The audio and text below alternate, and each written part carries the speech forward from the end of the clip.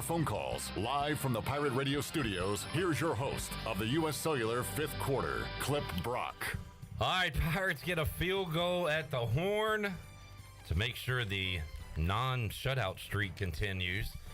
30-3, the final score today from Ann Arbor, Michigan. We saw both quarterbacks play for East Carolina, Mason Garcia and Alex Flynn. That'll be a big topic coming up on today's show.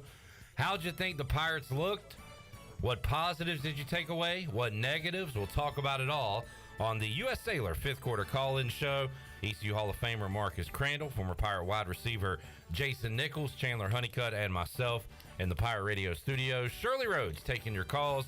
The big dog Joey's here as well.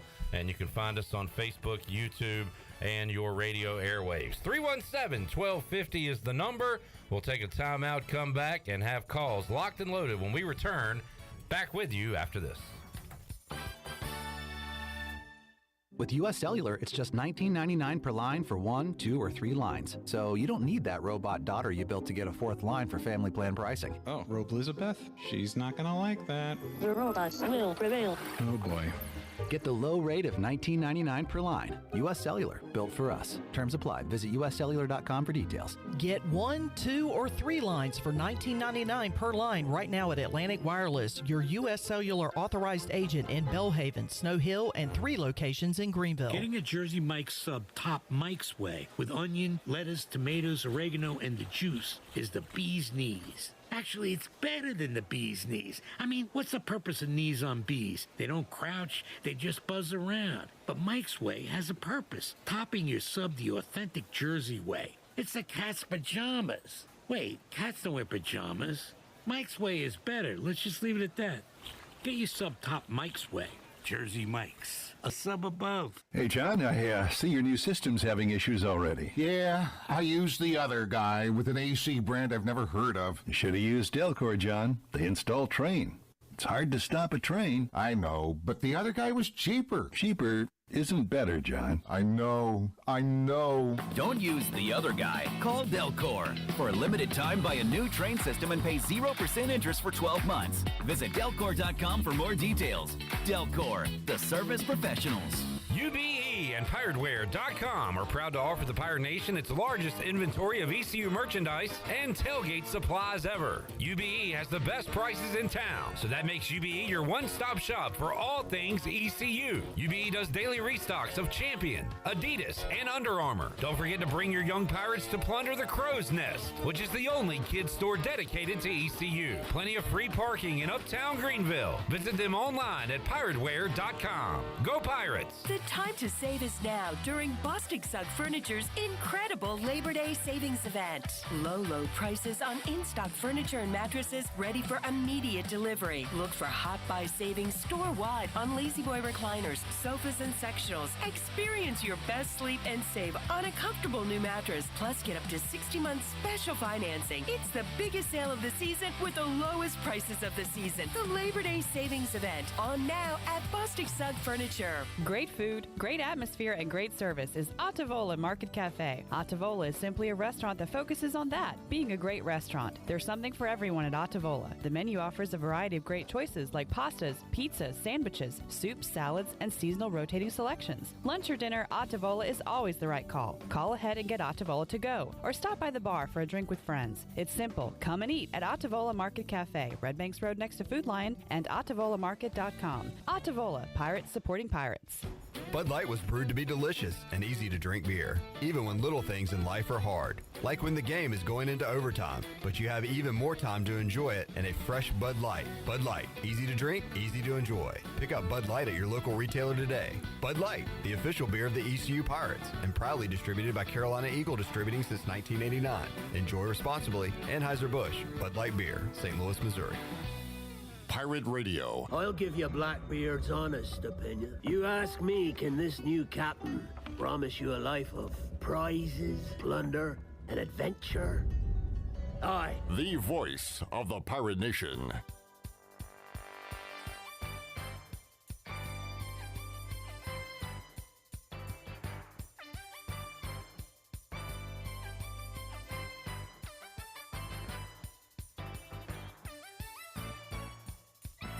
All right, back with you on the U.S. Cellular fifth quarter call-in show. Clip Rock here, Chandler Honeycutt, and the former Pirates, Marcus Crandall and Jason Nichols, Shirley Rhodes, the big dog, Joey here as well, as we see East Carolina fall to Michigan today, 30-3. Pirates get a field goal at the horn to make sure they aren't shut out. But Michigan dominant today. Before we get to the calls, and we got Cameron, Brooks, Josh, and Donald locked and loaded, let's get a comment from Marcus Crandall and Jason Nichols. First, Marcus, your summary of today's game. What'd you see? What'd you like? What do we got to improve on? Well, what I saw early on, I think our defense did an outstanding job of, stopping the run, especially the run up the middle with the inside runs, and they did an outstanding job there. I would like to see them adjust better to the outside runs and the perimeter runs, and however Michigan, or the way that Michigan was able to get outside on us to kind of spread it out a little bit more. But you know what? To start off the game, I mean, really, you look at it, they only scored 7 points in the first quarter, which is really a bonus for us, really, in regards to, going against the Giants, so to speak. And I think we offensively, we came out and we did one of the things that I had coming into this game. One of the keys to success was take care of the football, no turnovers. We did that in the first quarter, and we actually led them, helped them get a score off of that. Yeah. And so, but at the same time, I think we did overall kind of bounce back, and it's more probably from the defensive side, special teams with the good punts, keeping them to 7 points in the first quarter.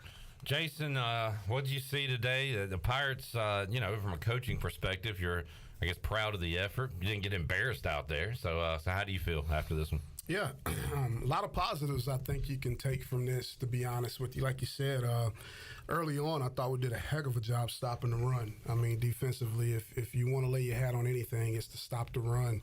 And they did that against a very good and big, talented Michigan offensive line. So that's a positive, and that's what you got to build upon moving forward. The thing that we probably could have done a little bit better on the defensive side is learning how to get off the field on third downs. We had these guys in a lot of third and long type situations throughout the day, and they were able to complete that pass, and that quarterback got on a streak there where he was completing a lot of passes on third and long. But the fact that we got him in third and long says a lot about how we were playing defensively. Guys flew around, they were being violent. Those are the things that you can say, okay, we can grow and we can learn from that. Let's learn how to get off the field on third and long. And sometimes it's not that we did anything wrong. They are the number 2 team in the country. Absolutely. And so sometimes you got to understand that they got players that can make plays, and that's why they go to Michigan. So feel good about that. Offensively, we didn't get a whole lot going at times, although both quarterbacks shown that they did a good enough job to be able to move the offense. I don't think there's any real answers there yet as far as who's the guy, who's not the guy. I can see why they've had a hard time just naming a guy, because they both did things that can help you win. And got some good depth at running back, and we just got to continue to make sure we develop receivers and continue to get better in pass pro. Let's get to the calls. As we do, quick update on the Buccaneer Music Hall scoreboard presented by DeBuck. 4th and 2. Colorado hits a long catch and run, and they score another touchdown. An absolute classic in Fort Worth. It is 44-42, PAT pending. Colorado Prime takes the lead. What a game, and we'll be following this. Still more points to be had in this one, for sure. All right, Donald, Josh, Brooks, hang on. Let's go to Cameron, who was in Michigan, to kick us off. Hey, Cameron. Clint, what's up, man? Wow, Big House is just kind of hard to describe that environment. But I'll start off right at that and get into it. Coming into this game, my biggest concern was Michigan just running the ball down our throats the entire game. And that didn't happen. I mean, Michigan only had 122 or 123 rushing yards, and Michigan's one of the top rushing teams in the country. That's what they want to do. They want to run the football. And we did a good job pretty much stopping that from happening, especially down the middle. So our defensive line, I was very impressed in that aspect. The only problem with that is Michigan's got 4- and 5-star wide receivers, so when we stop the run and they got J.J. McCarthy throwing dimes at double coverage, it's hard to do anything against that team. That team is a national championship contender, but I thought biggest positive was our defense. I was very impressed by our game plan in that. and especially stop the run. I mean, holding Michigan to 122 yards rushing, that's just incredible. Number 2 team in the country. On the offensive side, y'all guys can see it. Michigan's number 2 for a reason. Total mismatch up front with our offensive linemen against their defensive linemen. I mean, they may have 10 draft picks just all the defensive side, basically. I mean, they're studs, NFL-like players. And that really, Mason Garcia looked uncomfortable back there to start the game, but that's partly due to the environment and due to the fact that they're pressuring you constantly. Same thing, I thought Alex Flynn came in and did a better job of managing the offense a little bit, but even still, he couldn't really make accurate throws and stuff like that. So, I mean, you can't really judge anything off the offense or defense based on the one game this season. We'll see how it turns out against Marshall. But overall, I mean, we covered the spread. 30 points to Michigan, only giving up 30 points. I think that's a success. Defense only holding Michigan to 122 yards. That's an success. I think there's just a lot more positives to take away from this game than negatives. I'm proud of the team. I'm proud of the effort. Let's see what the offense looks like against a more competitive competition, I guess, next week against Marshall before we make our assumptions. But overall, I'm happy. You know, great teams win, but even better teams cover the spread. So I'm happy once the money off the Pirates Day. But, yeah, that environment, guys, I don't know how anybody can win in Michigan. I mean, that environment is just overwhelming. Everybody's right on top of you. It's loud, so I understand why our offense struggled. But shout out to the defense, and let's get ready to beat Marshall next week, boys. As always, go Pirates. All right, thanks, Cameron, for the call. By the way, for you players and coaches, I don't know if you've heard that phrase before. Good teams win, great teams cover. That's what us gambling fans say. I try to stay away from that statement. Stay away from that part. Stay away. Yeah. All right, we go next to Brooks in New Jersey. Hello, Brooks. Well, Shirley almost had. It was Binghamton, New York, but it was close enough. Yeah, I mean, New York, New Jersey, it's all the same to us down here in the South. We don't care. Yeah. You know, I'm trying to get the good people up here in New York to understand the importance of college football and don't have too many biters on it just quite yet. But watching the game, of course, second season as an out-of-market Pirate fan, it's definitely a lot weirder than not being in Greenville or back home in Wake Forest watching it with a bunch of purple and gold surrounded all around me. But I don't know if you guys feel this way, but after watching that game, I feel like I have more questions about the team than I did going into today's game. Now, I was fully aware that we were probably not going to win today, even though I would really hope for it. But now that you had two quarterbacks play, good, seemingly put some drives together, sustained pressure, Rajay had some good runs. I really like the Dobson kid out of the backfield, and Marlon Gunn did good late, and I guess you kind of judge how well does the fourth quarter play of the team against Michigan's second-team defense and second-team offense kind of translate into going into next week at home against Marshall. That's mainly my question for you guys. Well, it's funny you brought up questions and answers because, Jason, you kind of made the comment. We were talking about what we learned from today, and by the end of your thoughts, you said, you know what? We still got a lot of questions about this team coming at it today, but what's your thoughts on that? Well, I mean, I would like to hear what your questions actually was. What, Brooks, are you still there? Yeah. What was your question? Your questions that you had coming out of this game that's still unanswered. Yeah. Is it the quarterback spot or what? Yeah, I would say quarterback spot is definitely number one, and then I had questions about how the receiving core, including the tight ends, was really how effective they were going to be.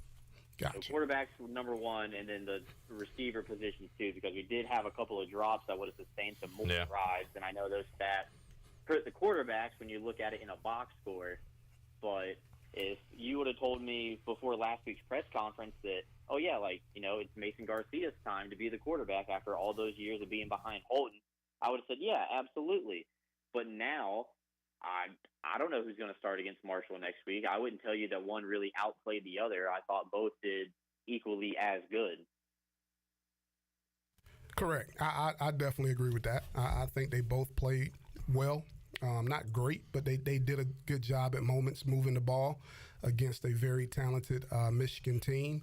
And I would still say that Michigan's second team defense is going to be as good as anybody will face once we get into the league as well. So I think that's a fair evaluation of our players, and that's what we talked about in here during the game, was stay in your offensive game plan so we can find out and answer some of those questions as far as who's going to be our players as we move into the season as this thing gets rolling. So I think they still maybe have some questions. I agree with you. But that was a great opportunity for our guys to grow up and learn from, too. All right, Brooks, thanks for the call. We'll keep them rolling. 317-1250. That opens up a line. Let's go next to Josh in Greenville. Hey, Josh. Josh, you got me? Josh is gone. Let's try Donald, who is in Ann Arbor. Hey, Donald. Man, Mike told me. He told me to run the ball. Get ready to cut this guy. I don't know what he's doing. Thanks, Donald. All right. Who's on one? Bryce is up in Concord. Hey, Bryce. Bryce. Yeah, I'm here. Save us. What you got? Hey.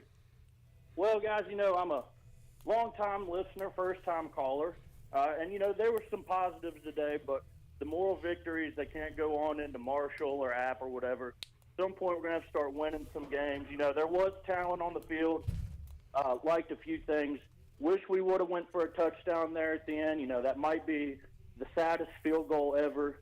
No. Nah. Saddest field goal ever was against NC State to finish the season a few years ago. That was sadder. Very similar situations to avoid the shutout. Yeah. One's a rivalry. I get that, but sad. I wanted to pick your brain on what you guys are going to eat pre, during the game, and post-game next week. Thanks. I'll hang up and listen. What we're going to what? I missed what he said. What we're going to eat? I think he said something about what we're going to eat. We're about to be eating wings over Greenville, so I'm excited about that. So, Jason, you said the previous possession, when they went for it on fourth, there was about, 6 minutes left?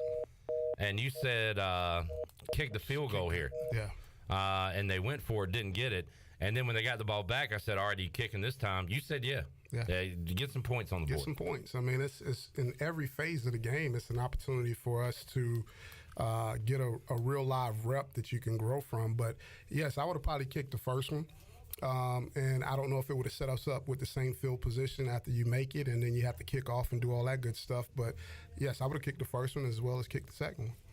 Yeah, me too. I would have done the same. And mainly because, just like you said, you want to get these guys these repetitions, especially in that kind of environment, man. It's different, right? And so the more experience they get in those kind of environments, the less pressure, or less they're going to feel that pressure in bigger games when we get in our conference, right? Because they're not going to see these crowds there coming up in the next few schedules or games here. And so when you get that environment, have that opportunity to execute in that kind of situation, it bodes well as far as going and growing as a player and as a team. Well, I wanted to kick there not to get points on the board, but because we missed that previous field goal and just wanted to see one go through, and they were able to do that. And it doesn't mean anything really, but 30-3. But you're getting your kicker some confidence. It means that moving forward, absolutely. Yeah. All right, let's take a break. 317-1250. Jackson, Mark, and Al, hang on. We have one open line at 317-1250, the U.S. Cellular fifth quarter call-in show. As Coach Prime and Colorado is one first down away, basically, from icing this one. Who was going to get a stop? Colorado finally got one. Deion's kid has 510 passing yards. Wow. 45-42. Wow. We'll keep an eye on that and the other scores going on. Back with you on the U.S. Cellular fifth quarter call-in show after this.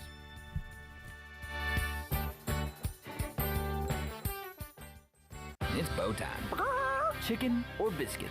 That's an impossible choice. How can you decide between Bojangles' perfectly crispy, boldly seasoned chicken or their fluffy, made-from-scratch buttermilk biscuits? Well, the good news is you don't have to. With a Cajun chicken filet biscuit, you get the best of both worlds. An all-white meat chicken breast marinated with a bold blend of seasonings and served up on a fluffy, golden buttermilk biscuit. When it comes to real-deal Southern flavor, there's no reason you can't have it all. Order a Cajun chicken filet biscuit today. It's bow time. In football, it takes great offense, defense, and special teams to make the perfect team. With New Blue, it takes great service in plumbing, electrical, and HVAC to make the perfect team. This is Aaron Williams with Ease Plumbing, and we have teamed up with Viva Electric and Roland Black Heating and Cooling to form New Blue Service Group. Same great local team, same great local service. Let us help you tackle any issues you may have. Just go to callnewblue.com. That's callnublue.com. New Blue Service Group, where we are redefining service excellence. Go Pirates. I'm Caleb Stroud, the founder of Stroud's Marine. I grew up on the water and I've loved boating my entire life. In 2012, I decided to give back to the marine community by creating a way for boaters to order pre-owned salvage marine parts online. Stroud's Marine was born to offer incredible prices and unparalleled customer service. We stand behind every part we sell, and our mission is to save you money and get you back on the water as quickly as possible. Visit StroudsMarine.com today for more information. Stroud's Marine, your best source for salvage outboard parts. You've worked hard to make your business successful, and that's why it's really important to always have a bank that's in your corner when you need them. This is Chris Richards from First Bank, and our experienced team of local bankers includes Lee Watson, Ashley Capps, Bonner Latham, Josh Hooten, and Heath Nisbet. To get the business services that are right for your business, come and see one of our experienced team members at First Bank on Arlington Boulevard in Greenville. First Bank, together with our customers, we're creating a world where individuals and communities thrive. Member FDIC. 360 Golf Carts is Pitt County's go-to shop for all things golf carts. They have easy-go, club car, and utility carts to choose from. Whether it's for the beach, riding around the neighborhood, or working in the yard, 360 Golf Carts has the perfect ride for you. If you have issues with your current cart, take it by the 360 shop for an expert's diagnosis. From parts to sales to service, 360 has you covered. They will even deliver right to you. Visit Brian Harris today on Highway 43, just past D.H. Conley High School. 360 Golf Carts, Pirates supporting Pirates. This is Gina from Naughty Life in downtown Washington, inviting you to come shop our Restock store. We are back from market with a great selection of everything Yeti and much more. For back to school, we have Scout lunch bags and book bags in all new patterns. We also have a great selection of t-shirts, including Old Road, Southern Fried Cotton, and Local Boy. Remember, we always provide free gift wrapping with your purchase. Shopping is always fun at Naughty Life in beautiful downtown Washington on Main Street. Hey, I'm Holton Ahlers. No one knows better than me how important it is as a quarterback to have protection on the field to be successful. My frontline team is critical to my success. For your frontline insurance protection, you need the team at Buck Insurance Agency. Buck Insurance Agency is your local team and have been helping customers like you for over 30 years with their insurance needs. When you need insurance protection, you'll get the whole team with Brian Buck and his staff. Call toll free at 877-357-1966. Go Pirates. Papa John's new garlic epic stuffed crust pizza is the pizza inspired by our biggest fans. With that garlic flavor you all love. In it, on it, with it. Get the new garlic epic stuffed crust pizza for $13.99 only at Papa John's. Hey, Pirate fans, Papa John's is the MVP move for game day or any day. Place your order online at papajohns.com and sign up for Papa Rewards. Papa John's, better ingredients, better pizza. Go Pirates. This is Josh Moylan, and you're listening to Pirate Radio, the voice of the Pirate Nation.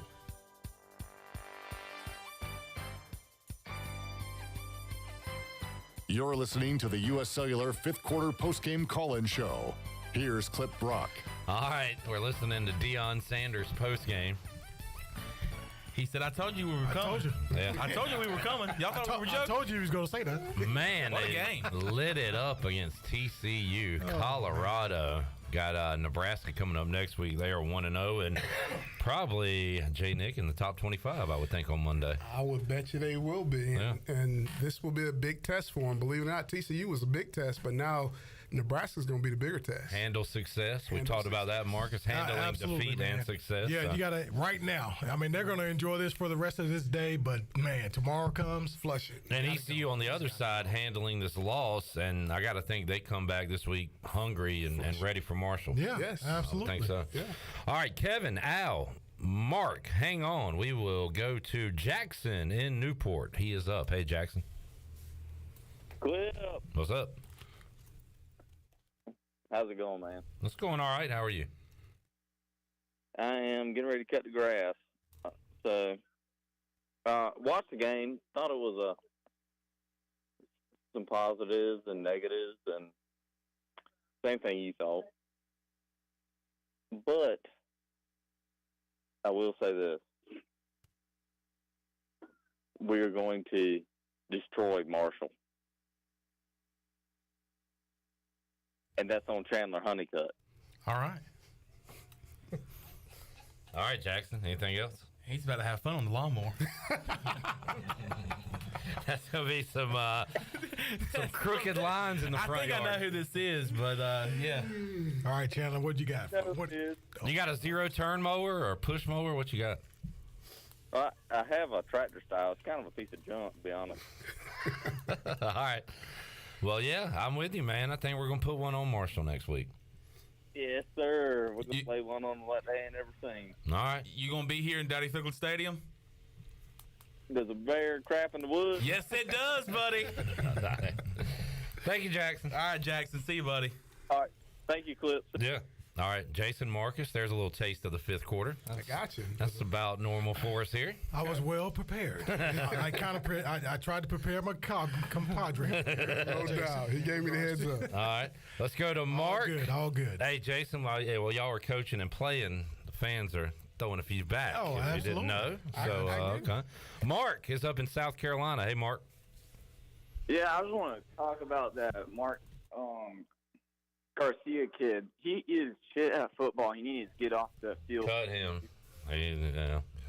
I believe he dropped the S-bomb. Yeah, I think Can't do he did. that. All right. Thanks for nothing, Mark. 317-1250. Let's go to Al in Greenville. Hey, Al. Hey, Cliff. How you doing? Philly Al. How you doing, man? Pretty good. Glad to have you back for another year. Yeah, I've been calling a long time, Cliff. And let me tell you something. I don't know what it is. You know, I'm from the North, and I follow pro football, and I'm so tired of hearing about the positive. The only thing positive about this game is I hope they paid us good money to play Michigan. I don't see the positives. I don't know. I just don't understand it. And then I call a show on Saturday morning in Philadelphia, and all I kept hearing is cupcakes.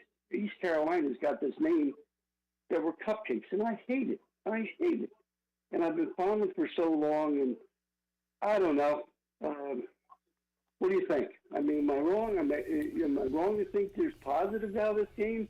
Is it because they're playing Michigan there's positive? Well, pro sports and college sports is different, and the way they cover things in Philly and throw batteries and do all that stuff is a little different than how they do it other places. I mean, I hear what you're saying, but, we got a couple of former players in here, and they can tell you that you're playing Al, ECU was a 36-point underdog, right?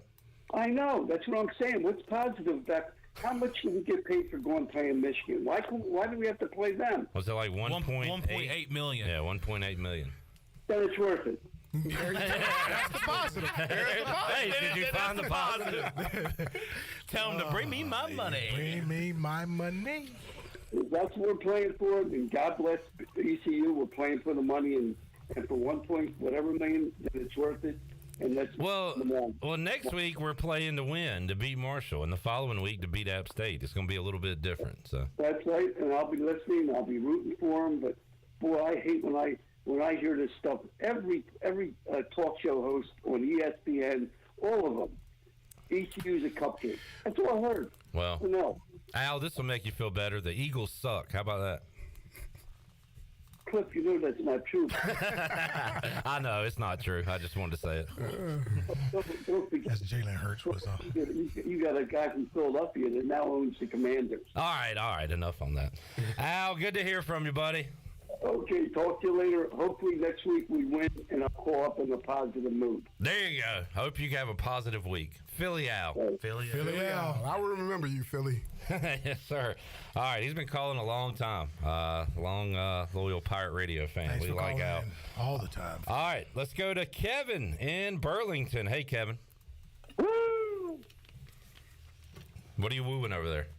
I'm going to tell you why I'm wooing. Number one, I did not realize you was a wrestling fan till I saw your little clip from doing Scott Steiner math. That is a TNA Impact Wrestling thing. You'd have to be a big-time fan to even know that. And I thought that was hilarious. I appreciate that. Thank you, Big Dog, for cooking that up for us. And I feel like we well acted in that, so thank you. You did. And you was very accurate. Appreciate it. Number 2, we got hosed. That first touchdown he was clearly a yard and a half across the line of scrimmage before he threw the football. And I hated the announcers, Mike Tirico and whoever that other dumbass was. I have no clue. Even the official ref they called in said, oh, that's got to be overturned. And it wasn't on their first touchdown. I'm not saying that would have changed the game. I'm not sure why we replaced Mason Garcia with Flynn in like the second. Because, Mason had thrown an interception. He comes out, has a couple of plays that are good, and then he throws an interception. We weren't going to do anything on offense. I'm glad we didn't get a shutout. We kept the 300 and some odd day streak alive. But the bottom line is, I was impressed with our defense. I thought Michigan's offense was going to be elite. They're supposed to be competing for a national championship. We are not. I thought their offense was supposed to be elite. They looked either their offense is inept or our defense is that doggone good. And it's been a long time since an East Carolina Pirate could say something positive about defense. So we'll figure it out on offense. But if our defense is as good as and stout as they look today, I'm optimistic. What are your thoughts? What you guys think? I think I don't think Michigan was inept offensively. No, they had some good plays in the passing game and adjusted on the run game. But having said that, I think the defense was going to be our strength this year. I didn't know if it would show up today, but I'm sorry, Philly Al. I'm kind of optimistic about our defense. There's a positive. There's a positive. The run defense especially. Yeah, no, I just think we were very prepared to stop the run up the middle. And I think as far as them being inept, I don't think so, because they did an outstanding job of adjusting to that and doing what they could do to win the football game in regards to being successful. And so they started to go play action, try to get outside, all the things that they needed to do, bringing our defensive line up and linebackers bringing them up to stop the run, and then throwing the ball in behind them. And so they took advantage of that. And going forward, I mean, again, they were just sparring. We talked about it, during the week, as far as they were just trying to feel us out and see how we adjust and all those kind of things, what they could do for us. And you still have to realize this is the first game of the season, guys. This is the first game of the season for both teams. And for them to come out and for us to come out the game fairly healthy is most important as far as going forward to the next week. But I think each team is going to get a lot from this film, what they could have done better and what they need to improve on. I wouldn't use the word inept, but Juan on YouTube says he has a point. How many points will Michigan average this year? He says, I imagine it will be over 30. And he might be right. Like that 30 might look good when they're rolling up 44 and 51. Well, and the thing that you got to be conscious of too is, they're missing their head coach and their offensive coordinator. Those two guys can probably affect that play calling a little bit too. But they gave us a good shot, and I thought our defense stood up to it, because if there was any question or doubt in my mind, it would have been, could we stop the run all day long? Because when you get those big offensive linemen that play at Michigan and Ohio States and all those places, they run the ball so effectively because they can move you off the ball better than you can defend them. 317-1250. We got future fifth quarter Hall of Famer Monica in Greenville up next. Hello, Monica. Hey, guys. How's it going? All right. How are you? I'm doing good.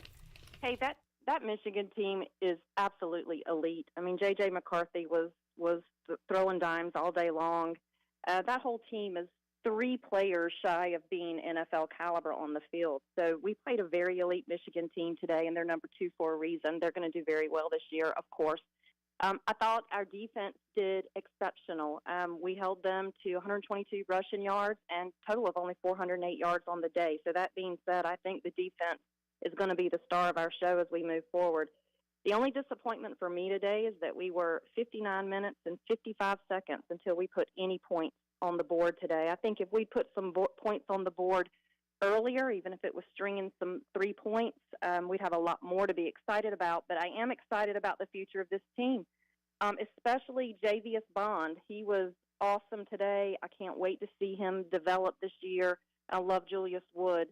I think that Marshall is going to be the most pivotal game of the year. I think the Marshall game next week is going to set the tone for absolutely who are our breakout stars, who are our leaders on the team, and how is this season going to shape up. But all in all, what we saw today, I think we have a really good shot of playing really well in the conference, and that's a big ask given that we have 2 brand new quarterbacks. So go Pirates. I think we have a lot of positives to build on.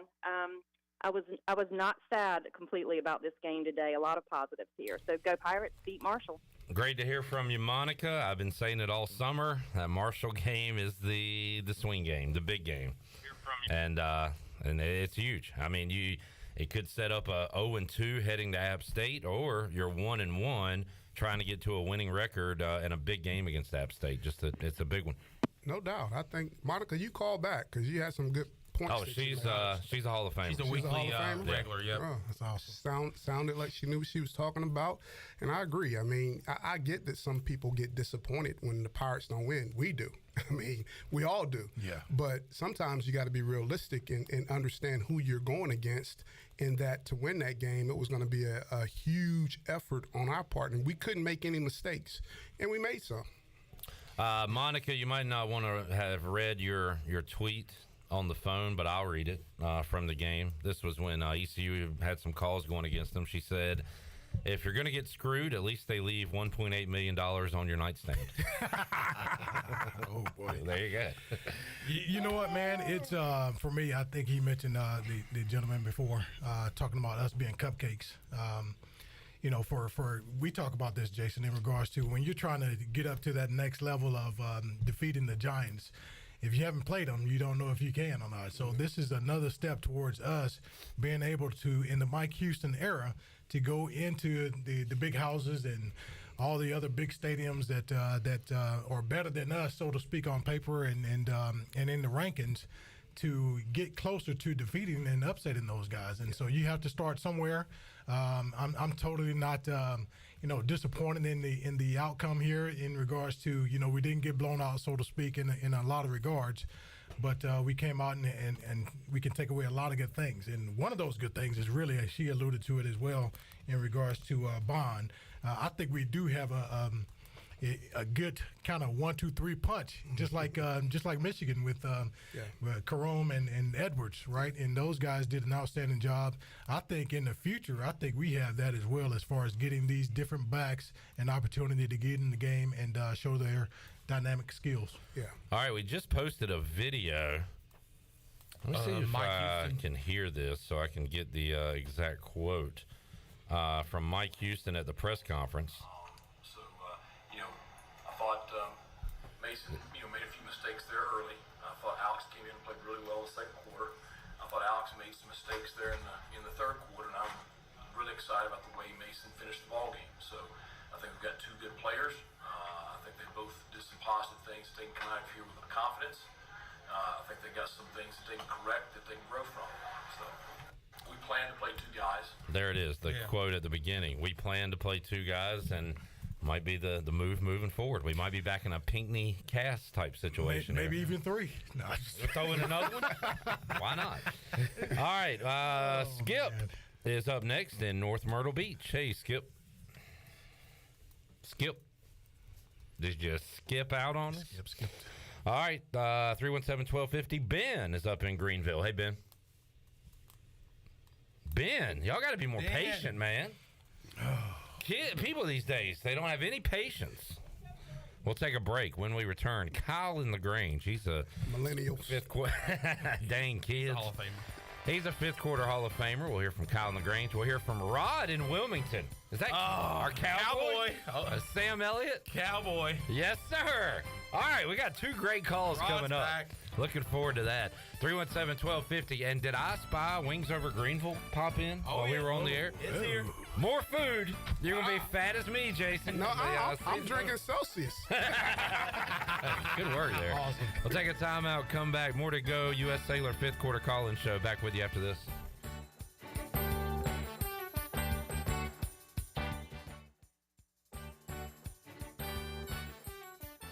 Pizza, subs, slice, ice.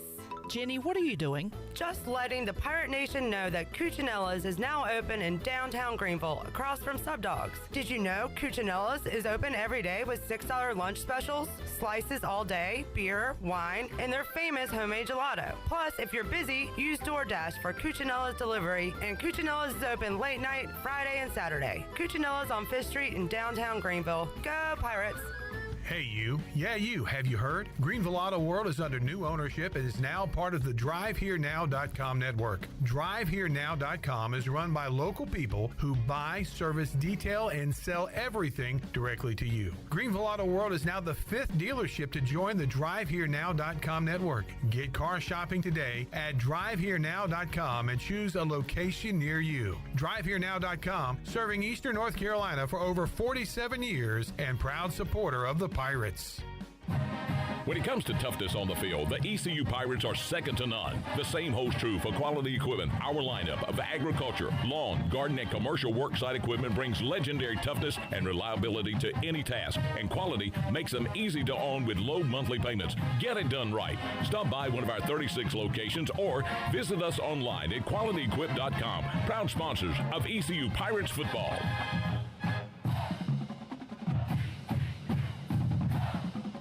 Hi, I'm Christy Conway. And I'm Tracy Ayers. We are the co-owners of ENC Pirate Realty. We have set out to change the real estate experience in Eastern North Carolina. Whether buying, selling, or renting, our trained family of professionals are here to find you the right place to live. Stop by our Greenville office or visit encpiraterealty.com online today. And like our motto says, we close the deal. Or someone walks the plank. Hey Pirate Nation, be sure you have the best and comfortable shoes this tailgate season with a stop at Fleet Feet. Locally owned and operated by ECU alum Chris Lunyon, Fleet Feet of Greenville provides solutions through one-on-one service to runners, walkers, and everyone in between. Fleet Feet has the tools and technology to get you in the right shoe, including a 3D foot scanner that measures arch height, width, and more. Go see them at 207 East Arlington Boulevard in the old Gordon's Golf location. Fleet Feet, they run for you. Go Pirates! Any adventure, any task, anytime. There's a Yamaha utility ATV for any ride and any rider. See the full lineup at Ron Ayers Motorsports. Adventure seekers can start with the trail-tested capability and comfort of the Yamaha Grizzly line. And for the ultimate in mid-size ATV performance, check out the Yamaha Kodiak 450. And for those who mix work and pleasure, the Yamaha Kodiak 700 line devours chores and leaves room for adventure. Find your ATV at Ron Ayers Motorsports, Highway 11 north of the airport in Greenville, or go to YamahaMotorsports.com. ATVs are recommended only by riders 16 years and older. ATVs can be hazardous to operate. Yamaha recommends an approved training course. For safety and training information, see your dealer at Ron Ayers Motorsports or call 1-800-887-2887. Washington's favorite place to eat and where all the locals go is down on Main Street. Down on Main Street's famous weekday lunch specials are only $7.99. Stop by for the house salad with grilled chicken, the half club sandwich with chips, or everyone's favorite, the fried shrimp plate. After work, Down on Main Street is the perfect spot for dinner and a drink on the patio. Join Down on Main Street every Wednesday for half-price wings from 4 to close. Down on Main Street in historic downtown Washington. Go Pirates! It's hard to forget how hot it gets around here in the summer. Remember, the hotter it is outside, the harder your AC has to work to keep it cool inside. And the more energy it uses to keep you cool, the higher your utility bill will be. Your neighbors at GUC have tips to help you reduce your energy use, such as using fans to cool you down inside and cooking outside when you can in the summer. For more tips, go to GUC.com and look for ways to save. This is Dale Murphy, two-time National League MVP and number 3 with the Atlanta Braves. And you're listening to Pirate Radio, the voice of the Pirate Nation.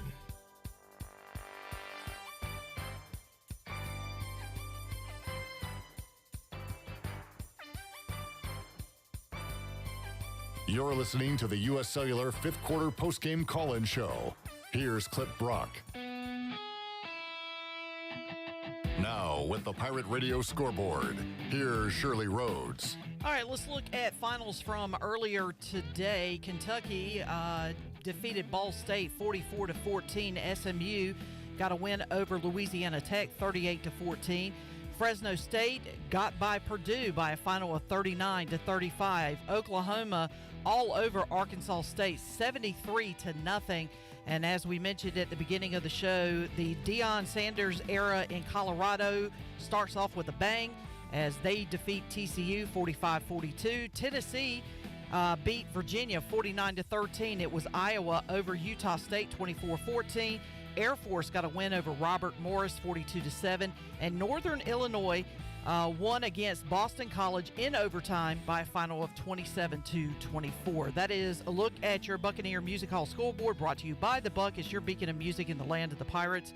There is no cover during the week, and ladies are in free every Friday and Saturday before 10 o'clock. Plus, you can come and watch your favorite sports at The Buck on the largest 4K TV in Eastern North Carolina. Visit thebuccaneermusichall.com for a complete schedule of live events, and you can see and be seen at The Buck. Now let's head back into the U.S. Cellular fifth quarter postgame call-in show. Here's your host, Clip Brock. All right, Buck. Thank you, Shirley Rhodes. Looking at it right now, Boise State driving on Washington. No score as they play late in the first quarter. And we have calls locked and loaded. We enjoyed some wings over Greenville during the break. And make your order now and get ready for a great slate of night games coming up tonight in college football. Josh, Kenny, Rod, Kyle, hang on 1 second. Let me get to Taylor on Facebook, who says, serious question. I don't mean to beat a dead horse. This is the last time I'll mention it. In today's college football landscape, is officiating an issue? In today's game, it seems like money and conferences mean more than anything. We have several meaningful games where the refs seem to control the narrative of the game. My eyes were open a little bit listening to Jason Nichols, because I feel like sometimes us crazy fans have opinions and think we're getting screwed. When you hear a player and coach say the things Jason said during our watch party today, you start to believe it. But we had 50-50 calls, if you even want to call them that, maybe 40-60 calls that did not go our way today, guys. And if maybe we're playing Gardner-Webb at home, we get those calls, but we're not going to get them at Michigan? Yep. Fair to say? Fair to say. I just think, they're regular humans like anybody else. And they can be influenced, like anybody else can. And I think when you go into an environment like that, it's tough, man. I mean, that was one of the things you got to understand, and that's part of the growing and learning process, is when you go into a place like the Big House, you got to go play flawless.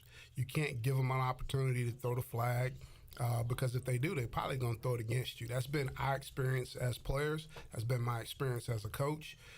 You're underdog for a reason. All right, 317-1250. Shirley said, Kyle says he's not on hold anymore because he couldn't hear the show. So, Chandler, click off on the phone box and pull up line 2 if you know how to do that. Shirley Rhodes stepped out, so Chan Man taking over. So let's see if we got Rod in Wilmington up. Rod, are you on with us?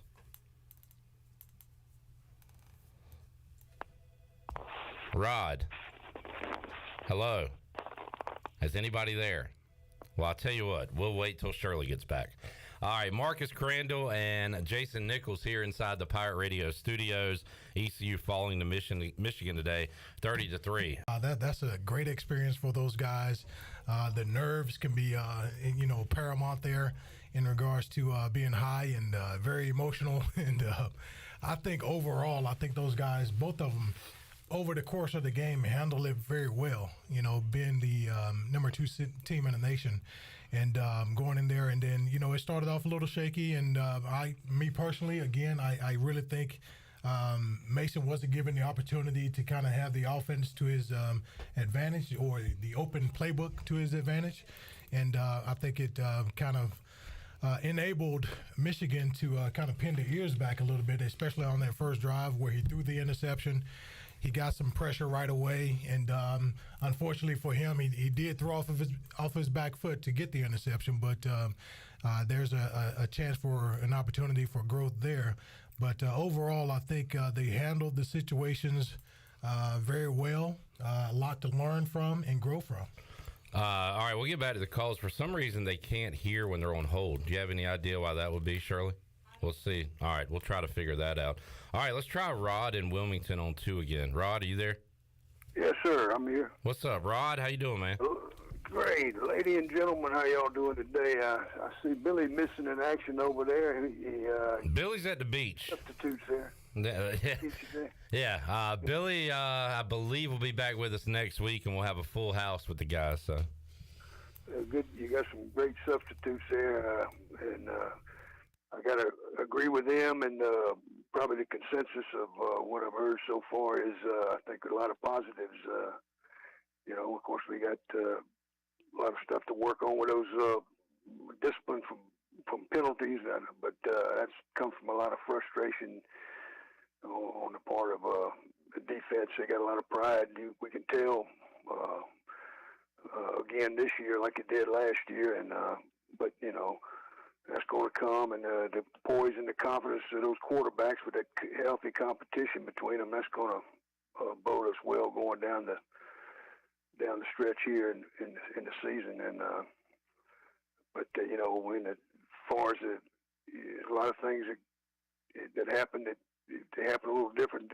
The game could have been very different. That first touchdown, that was some home cooking there, and you gotta. That's what you're up against when you're playing in another conference, and that's always a part of the game, and you gotta work hard enough and be smart enough to overcome that, and we'll do that as we go along, I think. And as far as what Philly Al said about playing those big teams, I think I'd load the schedule up with them, because to my way of thinking, that's the quickest way to get good, because you can't learn to ride a bull by riding steers. You got to jump on, and you'll find a way.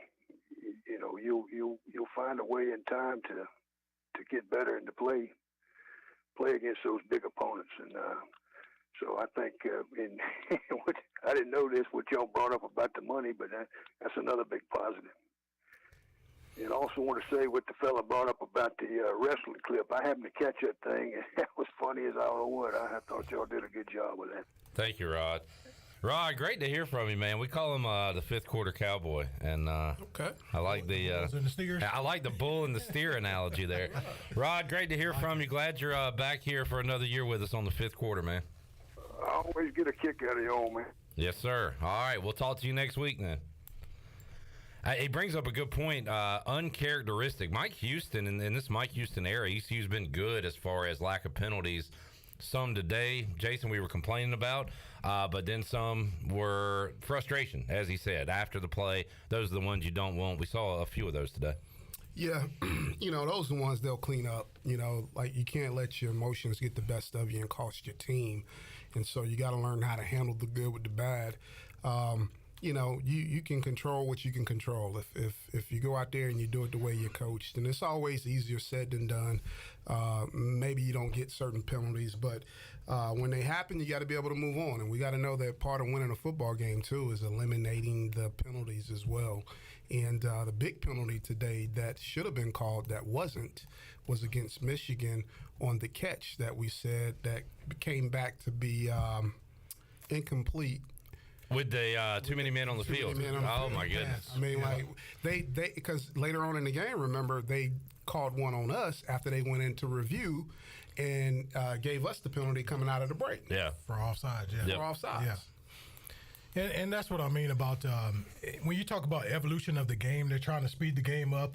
And this is one of my questions to you guys in regards to the clock and all that, how fast the game went by. It felt, yeah. Man, it did fly by. But do you start implementing, coaches' challenges, as far as giving those guys an opportunity to throw the flag, give the referees a better chance of getting those, because that was obvious. Yeah. Everyone saw that, right? Everyone saw he was on the field and he realized that he was jogging and then tried to sprint off the field, right? Those kind of things. I mean, who knows? We'll never know, right? Because in regards to what would happen after that, but you take away an opportunity. Yes. So you get one challenge per game. I guess you have to call a timeout and request a challenge if you're a coach, and that's all you get. Yeah. You get one shot at it. So, and the way the officiating and reviews went today, you're going to need more than one, it looks like. That's right. So, absolutely.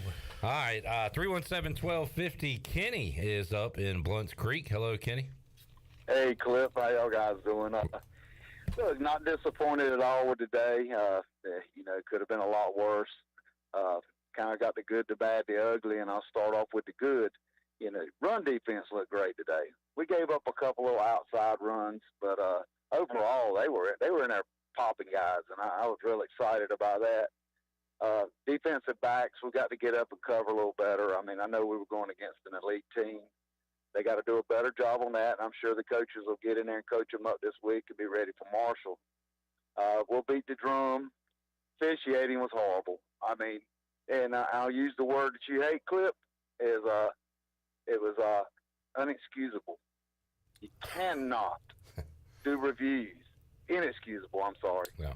You cannot go to reviews, and it's that obvious the man was over the line. That's 7 points with 6 points in the extra point. That's 7 points.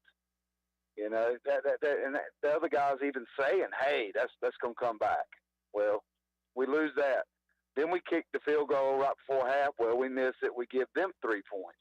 So really, this game could have been a 20-3 game, 20-6 if we make that field goal. So I'm not upset with the team. I think they did pretty good today. So we'll get in, get ready, get coached up, and we'll be out there Saturday, bright and early, tailgating, and get ready for Marshall. And Fire Radios never lost a tailgate, and we'll get our first win of the week. Thank you. Get a pregame win and hopefully one in the win column when the Pirates take on the Herd. Kenny, good to hear from you once again on the U.S. Cellular fifth quarter call-in show. 317-1250. You want to go to 4, Shirley, and talk to Josh in Greenville. Hey, Josh. Hey, Clint, what's going on? Sorry about earlier. I think I was having some technical difficulties on my end. Okay. What's up, buddy? Not a bad day. I mean, some positives to take away. The defense looked really good. Had a goal line stand. Held the number 2 team in the country to 30 points. Just not a bad day, I don't think. Definitely some issues to work out on the QB on the offensive side with the QBs. But other than that, man, I'm excited, man. I'm ready for next Saturday, 4 o'clock, inside of Dowdy. Let's get rowdy and beat Marshall. Let's go. 30-3 loss, but I don't know. I feel like, and we've talked to some people now looking online, I think people are pretty jacked up to get to Dowdy Ficklin next week and watch this team and get a good crowd in there and then try to get that first win. You can't be overly excited or anything, but again, I saw positive signs. I'm excited. I'm ready to go see this team play against Marshall. I think we're going to beat Marshall. I think we're going to look better. I think we're going to win next week. Yeah, I think they'll come out of this with a lot of confidence.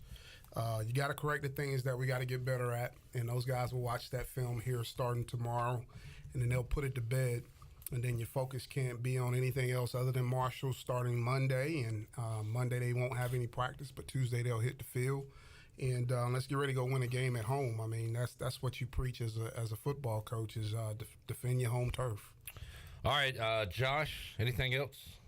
Yeah, I mean, hey, 24 hours soak on it, but hey, tomorrow is a new day. It's game week, baby. We got Marshall coming up. Let's go. Bring on the Herd, home opener. Looking forward to it. We'll be with you next Saturday at noon on the Bud Light pregame tailgate and Saturday night on the U.S. Cellular fifth quarter call-in show.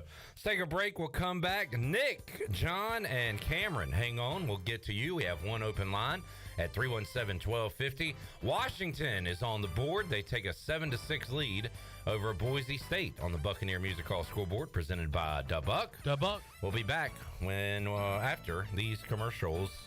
What am I trying to say? Back with you after this.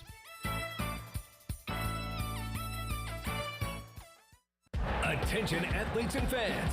Tiebreakers is looking for all-stars. Do you know an athlete who made a game-winning play, scored an amazing touchdown, or hit a huge home run? We're scouting Eastern North Carolina for this month's most outstanding athlete. Go to tiebreakersathlete.com to nominate your favorite player for the prestigious Athlete of the Month award. Tiebreakers, shining a light on the athletes that make Eastern North Carolina proud. Submit your nomination now at tiebreakersathlete.com. I'm Michael Vaughn with East Coast Grading and Utilities. Many of you know my dad, David Vaughn, and his work in putting in subdivisions all over Pirate Nation. But East Coast Grading and Utilities is not just for those type of big jobs. We're here for the homeowners. Whether it's concrete, driveways, hauling rock, or sand, whatever you need, East Coast Grading and Utilities can get the job done. Call us at 252-531-7494 or check us out on Facebook at East Coast Grading and Utilities.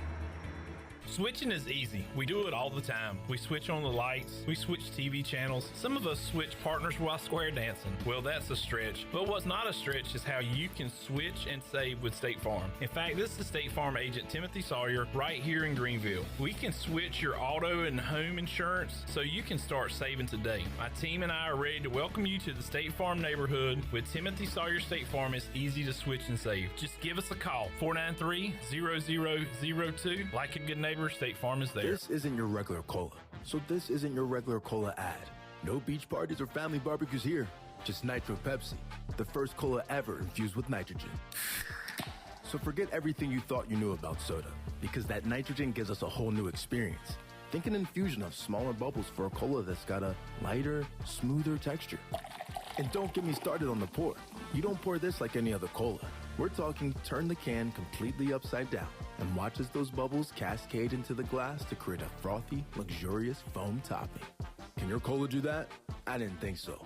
Unless you've got your own Nitro Pepsi, in which case, cheers to your great taste. Because you already know that the only thing better than the pour is the unapologetic cola taste. What else is there to say? From the creamy foam to the smooth texture to its unbelievably delicious flavor, this is cola like you've never had it before. Time to bring your taste buds to the next frontier. Nitro Pepsi. Smooth, creamy, delicious. Picking football games against the spread is hard. Shopping at the Appliances Superstore is easy. This is Frank Lee from the Appliances Superstore, and right now we're having a big sale with 50% off open box French door refrigerators. Did you know we also offer delivery and setup when you shop with us? And if we don't have what you want, we will make a special order for you. The Appliances Superstore off 264 behind the new DMV, or shop us online, AppliancesSuperstore.com. Remember, we make buying appliances easy at the Appliances Superstore. Do you ever talk to yourself about where to eat today, and then you hear Warren's Hot Dogs? Then you're thinking, yeah, 2 hot dogs, chips, and a drink for only $6.25 would be awesome. Warren's Hot Dogs. And maybe some homemade lemonade, perhaps a pizza or a sub, and definitely an apple or peach turnover. Warren's Hot Dogs. Don't overthink where to eat today. Go to Warren's Hot Dogs in Greenville across from Ron Ayers, or in Chocowinity next to the fire station. Warren's Hot Dogs, serving the Pirate Nation since 1991. Go Pirates! Pirate Radio. Here it is, a first down. Pirates. The voice of the Pirate Nation. You're listening to the U.S. Cellular fifth quarter postgame call-in show. Here's Clip Brock. All right, back with you. 317-1250 is the number. Lines locked and loaded as they've been since we started today's show. Appreciate all y'all on Facebook, YouTube, those of you who just call or listen and laugh at the calls. We like y'all as well. And I really appreciate all the callers. Great to have you back with us another year, and awesome to have Marcus Crandall, Jason Nichols as part of the team. You guys were awesome during the watch party, and I've been told that by folks that were tuned in. But a lot of times Chandler and I were just kind of listening to y'all. And Jason would say, Oh, did you see that? Where he pulled there? I'm like, no, I didn't see that. I was following the ball. I'm like a dog when they throw a tennis ball. I'm just looking at the ball. Y'all are looking at everything else. But, man, great to have y'all. And still got a lot of show here to go. So if y'all got questions for Marcus and Jason, call in and pass them along. And maybe Kevin Monroe's got a question for you offensive guys because he joins us here on the U.S. Cellular fifth quarter call-in show. K-Mo, my dad was worried about you, Kevin. He called me in the first quarter and said, "Where's Kevin?" I said, "Well, he does the home games, Dad. It's all right. He's still here." But we'll hear from you next week. How you doing, K-Mo? I'm doing good, man. I'm happy to see my guys in studio. It feels like it's 1995 all over again. It's Doug Martin somewhere yelling at me about trying to get scout team before I get him hurt. Kevin told us last week on the show that he was doing all he can to lock you up, Jason, and to pick you off, Marcus, on the scout team. Yep. Said you had some battles out there. Oh, absolutely, man. That's how competitive I mean, it was, man. And every day, because you had guys like him and Tabari Wallace, and man, it was a lot of guys that that the Hart twins when we went ones versus ones, that they had that motivation of, hey man, we're gonna lock these guys down, and because it's only gonna make us better in the long run as far as the competitive spirit and all that, and then coming together at the end. Yeah. Kevin, what'd you think? 30-3 today. What was your take on the Pirates? Listen, I wasn't one of those guys that thought going in this was going to be an Appalachian State upset. I mean, this is that game, as we talked about earlier in the week, was probably the biggest upset in Michigan history. They weren't going to let that happen again. They were ready for the Pirates. They knew what to expect from Mike Houston, and so the number 2 team in the country was going to look like the number 2 team in the country. But I'll tell you what I did feel good about is the Pirates came in and punched them in the mouth early. I mean, they get the ball their first time. They got them backed up, and they get 3 and out. And I was very impressed by that. I thought all day long the Pirates looked pretty good against the run. I mean, you got to remember we graduated 2 big-time linebackers last year. We had to replace those guys. You lose 2 corners, you got to replace those guys. D-line, I thought, was in the backfield all game long. And this quarterback from Michigan, McCarthy, he looked good. I'll definitely give him his credit. But he was running around, guys. He got chased out of the pocket on several occasions, and he just kept his eyes downfield and made plays. And as a former corner, I'll tell you, when the quarterback is scrambling, it's hard to keep up your receiver all over the field. So, give those guys a little bit of grace in terms of their ability to cover, because when the quarterback gets to scrambling, the receiver's routes all of a sudden change, and it's much harder to play defense in that scenario. So we got to do a better job of trying to keep the quarterback in the pocket and not let him get outside, because he was so good because he was so good on the run. I was just really, really impressed with the way he played. But defensively, in my opinion, that was an impressive showing. Yeah, we gave up 30 points. Yeah, they took out their starters in the fourth quarter. But in the third quarter, the Pirates only gave up 1 touchdown when all the starters for Michigan were in. So I'm not so sure they would have dominated in the fourth quarter and kept scoring touchdowns, because the Pirates were starting to settle in, starting to play better defensively. Offensively, it was a different story. I liked what I saw from the new running backs. The young guy looked good, but we weren't able to move the ball. We weren't able to get first downs. And again, it's number 2 team in the country. I will give kudos to Alex Flynn. I was not an Alex Flynn supporter coming into this game. I wanted it to be the Mason Garcia show, but he came in, settled things down, and he looked good. He looked like the better quarterback in the first half. I'll give Mason credit for coming back in the second half and doing better. But I'm a fan of Flynn, and I appreciate what he did today to keep us in this game. Yeah, I totally agree with you, Kev, man. I thought defensively we hit him in the mouth right off the jump and got a 3 and out. That was huge, especially with the 2 backs that they got on their roster that are Heisman hopefuls or whatnot. I thought, like you said, offensively, we struggled a little bit. Which is going to happen sometimes when you're going against somebody like Michigan who's big and you can't naturally move those guys. And we found some ways to creatively get the ball on the perimeter and some of those little orbit sweeps that we had coming with the slot back coming in motion and getting the ball on the perimeter, which is what you got to be able to do. I mean, sometimes you just can't move those guys. You got to find other ways to get the ball out of your hand and into the playmaker's hands. So I was kind of impressed, too, with what I saw today, and we just got to continue to get better and move forward. And Kevin, it appears when you're calling the action next week against Marshall, you're going to be talking about both quarterbacks. Mike Houston after the game praising Alex Flynn and Mason Garcia, and it looks like we're kind of a throwback to the Patrick Pinckney-Rob Cass days. Looks like we might see both moving forward for now. Yeah, I mean, I don't love the 2-quarterback system, but in this scenario, you got a guy who's got all-world talent, but just needs time to develop. He's just not ready yet. We saw that a little bit in spurts when he came in for Holton over the years, and we saw it today. And you got a guy in Flynn who's mature. He's steady. He makes plays. I don't want to say he manages the game, but he managed the game today. He got a couple first downs. He slowed down the rush of Michigan by getting the ball out quick. Like, he made the right calls. I don't know what that looks like when you're playing a Marshall or an App State or a Gardner-Webb, in that scenario. But today, he was the right quarterback for the right situation, so you got to give him an opportunity to continue to play. Kevin Monroe, awesome to have you on, Kevin. Let me get to some of these calls. We appreciate you checking in with us, and we'll talk to you this week on Pirate Radio Live, and get ready for the Thunder and Herd. Good hearing from you, Kev. Absolutely. There he is, former ECU DB, color analyst for the Pirates, Kevin Monroe, here on the fifth quarter. All right, let's see if y'all showed patience. Nick in Beargrass, are you there? I am here. Way to go, Nick. Proud of you. How y'all guys doing? We're all right. How are you, man? We're doing good, Look, I thought we were pretty good today. A little questionable officiating at times. But I ain't going to hold y'all long because I know Clip wants to go home and watch the night games. But what do y'all think about the quarterback situation? Do we play two or do we pick one? And if we do pick one, who is it? Yeah, I still think we'd play two. As we talked about throughout the show, I don't think either one of them kind of separated themselves one from the other. They both did a lot of things very well. I think the biggest thing for Mason Garcia was that he didn't have the opportunity early. He got a chance to see the game from the sidelines. And from that standpoint, man, he could have easily just tanked and just thrown in the towel, so to speak, and gave up on the game and had a bad attitude about the situation.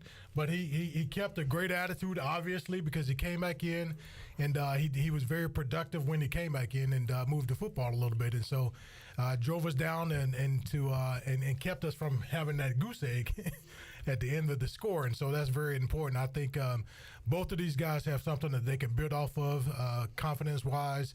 And utilizing their strengths, I think, is going to be key for us going forward. Tucker on YouTube using the old cliche, if you got two quarterbacks, you don't have one.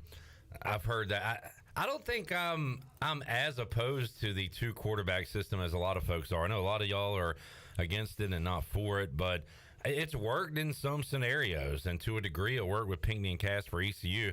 I remember Durant and Curry for North Carolina in the early 2000s, and they were very different, and it worked. I don't know if Mason and Alex are different enough for it to work that way, but right now I'm okay with using both. As long as they are both engaged, the thing you got to worry about, honestly, is like feelings and all that stuff, and locker room split and all that mess that goes with it. And from what I understand, they have a great relationship. Yeah. I think these guys were roommates at some point throughout the years that they've been here. And I look at Oklahoma back in the day when Tua and Jalen Hurts was there.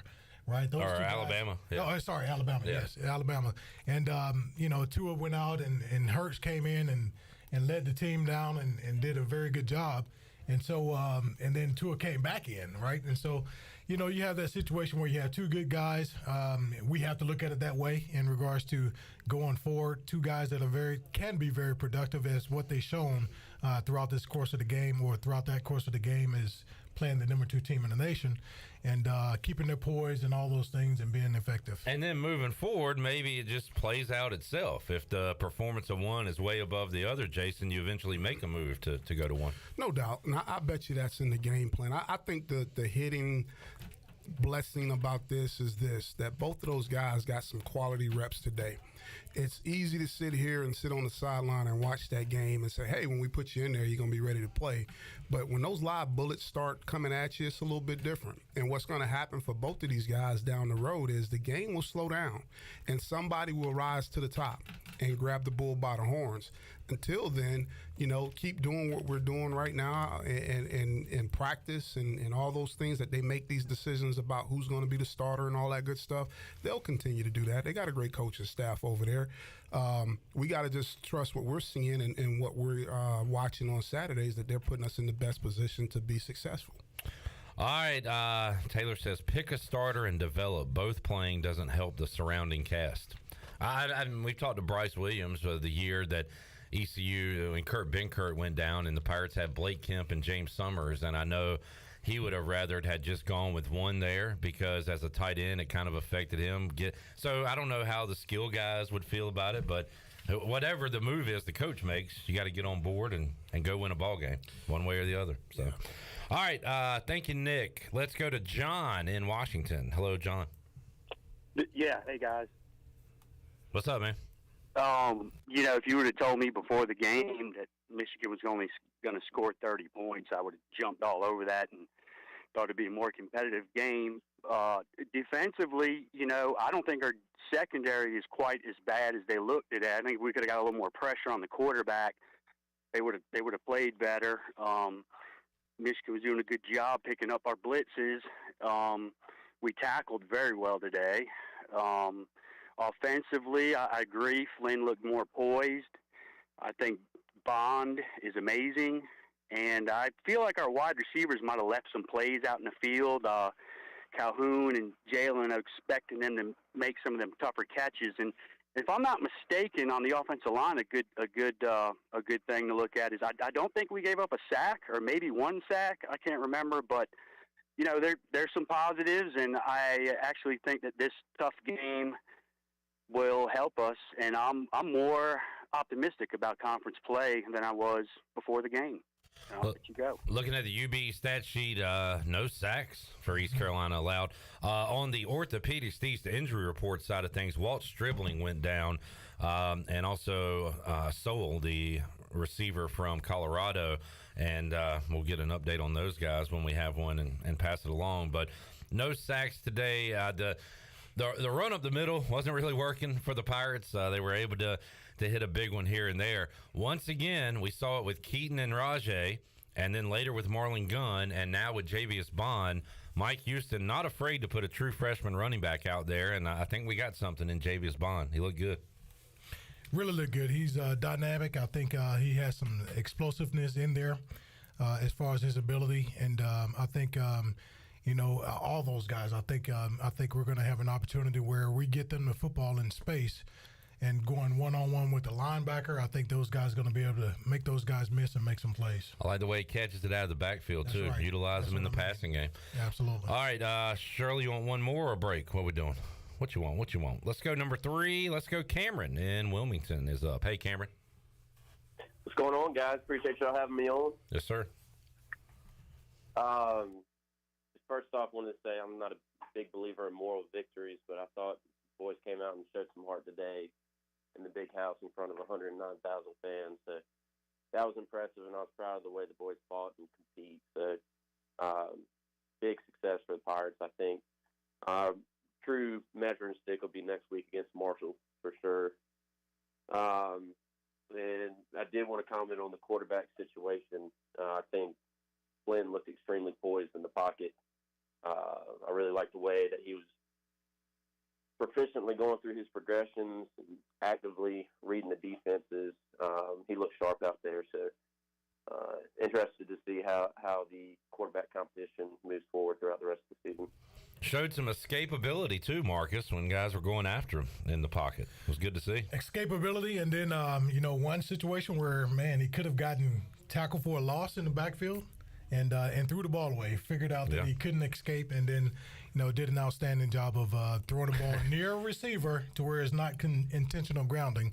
I think he outruns a lot of D tackles the rest of the way, but that Michigan NFL future draft pick was about to chase him down. Yeah, he was a fast, big dude. Yeah, for sure. But yeah, I'm with you. Anything else, Cameron? That's all I got, guys. Go Pirates. All right, thank you, Cameron. 317-1250. B. Pays and Kyle in the Grange. Hang on, Kyle. We'll get to you when we return on the U.S. Cellular fifth quarter call-in show. I see Jason's taking care of his wings. Mark has still got a couple left to clean up. Also, Chandler's got a clean plate. Wings over Greenville is the move tonight. Catch all the football action in your own home because Wings Over delivers, and they will deliver the wings, the tots that Shirley and I love, fries, whatever you want, right to your door. Wings Over Greenville. Great night for that as football is back. Take a time out, come back. More of your calls. For the first time, we have a couple open lines. 317-1250. We're back with you after this.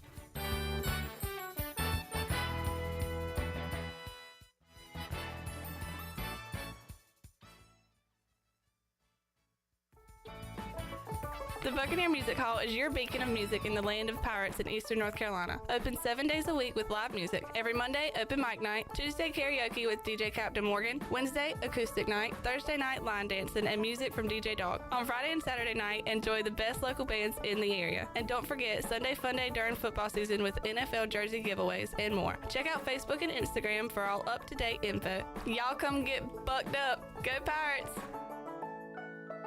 Be sure to check out David Price Construction for all of your commercial or custom residential renovation and building needs. Run by ECU alumni, David Price Construction specializes in commercial projects, maintenance on facilities, and large-scale residential renovations and additions. Proud to be voted the Remodeler of the Year by the Home Builders Association of Raleigh-Wake County in 2018 and Best Business Commercial Remodel Project winner for 2020. David Price Construction, the proud ECU Home Services partner. This is Martin Truex Jr., and as a NASCAR Cup Series champion, I love one-stop shopping. When I need fresh tires or fuel during a race, my pit crew takes care of everything. Off the track, I have an Auto Owners independent agent. They handle all my insurance in one place: car, home, life, and business. Get your own pit crew and find a local agency with Auto Owners Insurance. This is Brian Smith with Town Insurance in Greenville. Call me today at 756-8300. Go Pirates! What's up, Pirate Nation? Kyle Gaines here at Washington Chrysler Dodge Jeep Ram in Washington, North Carolina, letting you know about our huge selection of pre-owned vehicles, certified vehicles, vehicles for every budget, starting at $799 and up. And don't forget, we have all your off-road accessories here with our Washington off-road packages. So bring your Jeep, Ram, or other maker model, and we will take care of your accessories for you. Also, check us out online at WashingtonCDJR.com. Remember, drive a little, save a lot. Go Pirates. Hey Pirate Nation, this is Russell with Russell's Clothing in downtown Washington. Believe it or not, fall weather is coming and we're getting ready for some Pirate football. Russell's has a long history of dressing Pirate fans, both men and women. To make room for fall and game day apparel, we're taking final markdown on all men's and women's summer merchandise of 50 to 75%. That's right, save 50 to 75% on summer merchandise. As we get ready, join us in wishing the Pirates a healthy and successful season. So remember, for all your game day apparel and accessories, it's Russell's in downtown Take control of your health today with Arc Point Labs. Looking to lose weight? Have you tried everything possible and nothing is working? Sometimes a hormone imbalance can be the underlying cause to weight issues that dieting and exercise can't fix alone. A simple blood test at Arc Point Labs can provide insight to your weight loss goals. Visit arcpointlabs.com today or call 629-6228 to get an appointment. Arc Point Labs. Accurate, reliable, confidential testing. Visit artpointlabs.com. Blue cheese 42! Blue cheese 42! Hot garlic! Hot garlic! Loaded waffle fries! Loaded waffle fries! Said wings over! Delay of order on the offense.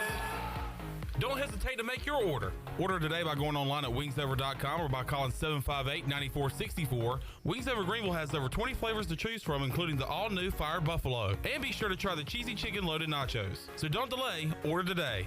Wings Over, they deliver. This is retired ECU baseball player Charlie Yorgan, and you're listening to Pirate Radio, voice of the Pirate Nation.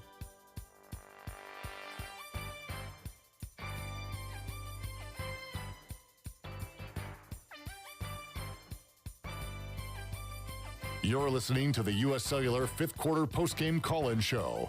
Here's Clip Brock. Now, with the Pirate Radio Scoreboard, here's Shirley Rhodes. All right, let's take a look at some of the games going on right now. Ole Miss cruising over Mercer in the third quarter, 66-7 is that score. Oregon pounding Portland State. They've gone into the locker room at halftime, 50-7 is that score. Boise State and 10th-ranked Washington are tied at 9 apiece. Wisconsin and Buffalo are tied at 7 apiece in the second quarter. It is App State trailing Gardner-Webb 10-7 in the second quarter. Third-ranked Ohio State has a 7-3 lead over Indiana in the second quarter. And that is a look at your Buccaneer Music Hall scoreboard, brought to you by The Buck. It's your beacon of music in the land of the Pirates in eastern North Carolina with live music 7 days a week. There's no cover during the week, and ladies are in free every Friday and Saturday before 10 o'clock. And you can watch your favorite sports at The Buck on the largest 4K TV in eastern North Carolina. Visit thebuccaneermusichall.com for a complete schedule of live events this week. See and be seen at The Buck. Now let's head back in to the U.S. Cellular fifth quarter postgame call-in show. Here's Clip Brock. All right, Shirley, you made all of us make a strange face when you said the Gardner-Webb App State score. We got both of them coming up. Week 3 for App State, Week 4 for Gardner-Webb. Talked to Emery Hunt from CBS Sports HQ, who does a lot of color analysis for FCS, and he told us that App State was very talented, Gardner-Webb was very talented, and talked about their running back that could play for pretty much any FBS team. So he said keep an eye on them, and it will be an entertaining game. If they knock off App State, I'm really going to start to think something. But interesting score there, 10-7 in the second quarter. All right, Kyle LaGrange, hang on. B. Pays is up. What's up, Pays? Mark C, J Nick, Clip, what up? What's going on, B. Pays? Hey, I got a question. So when the guy was coming off on the 12th man, is there coaches not seeing that in the press box to talk to Mike Houston and say, hey, you need to ask them about that? That's what I referred to that. I was on Twitter. I said, isn't somebody seeing that and saying, hey, Mike, tell them to, ask for a review on that?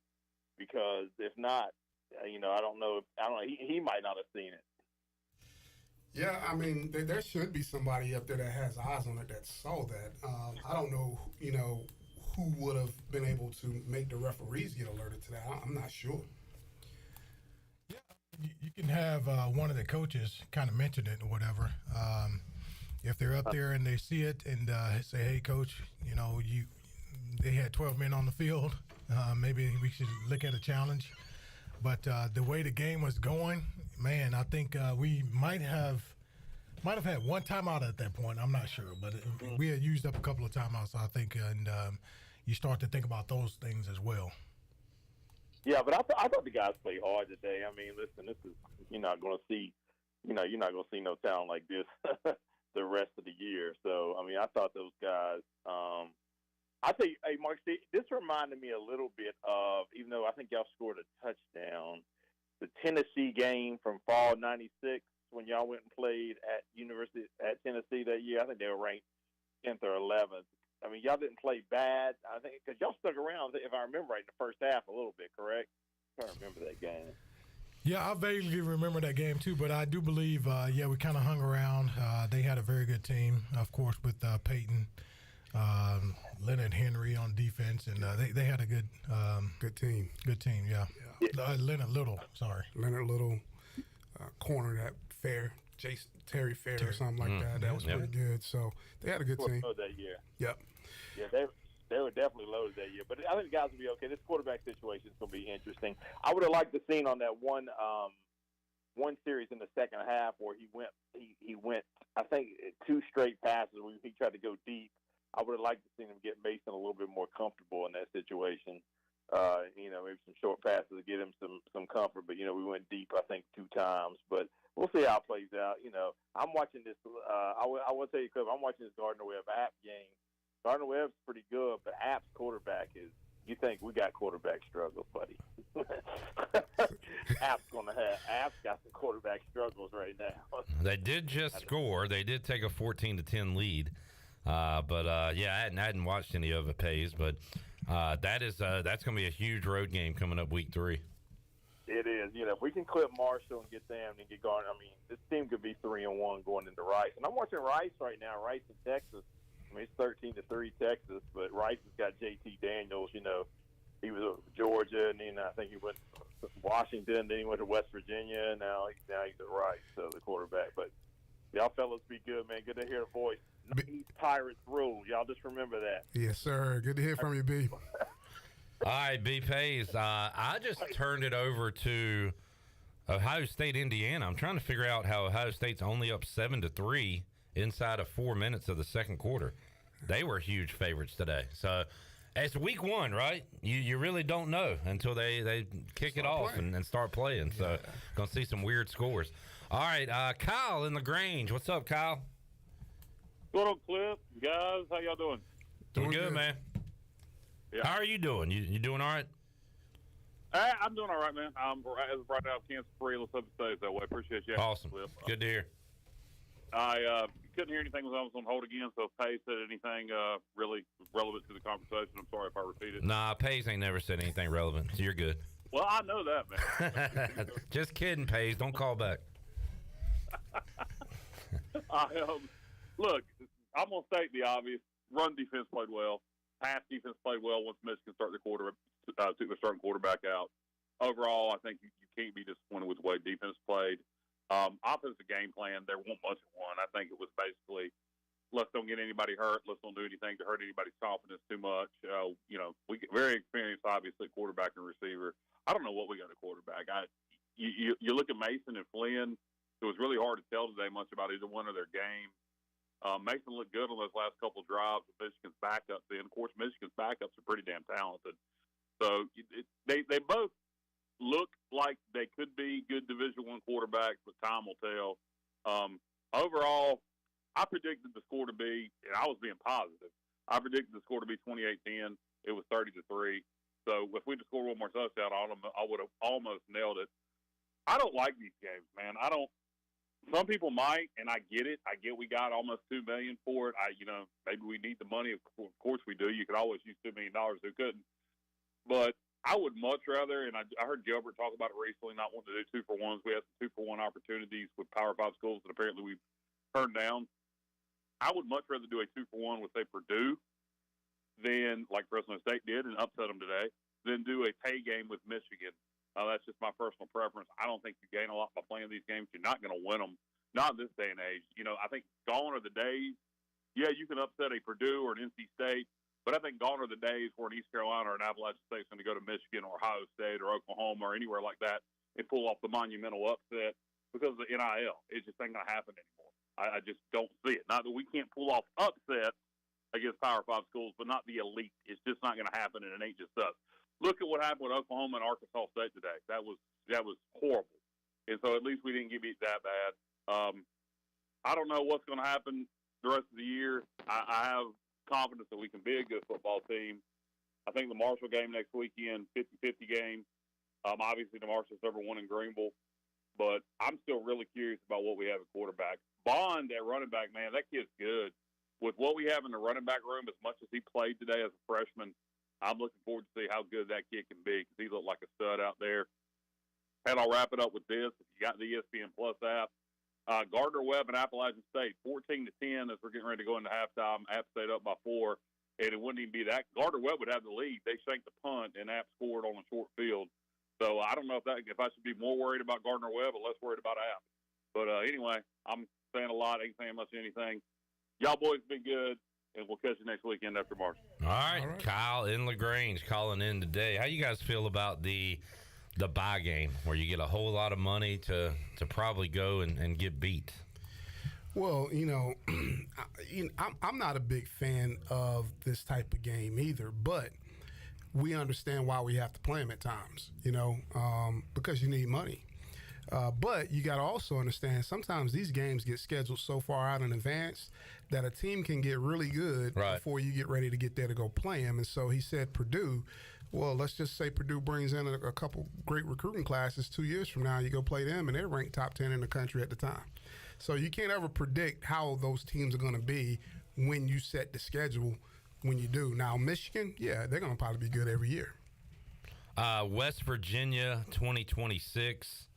South Carolina 27, NC State, Wake Forest 28, Boise 28. Like West Virginia's down now by 26. They could be where they were when we used to play when they were in the top 10. So you're right. You never know how it's going to shake out.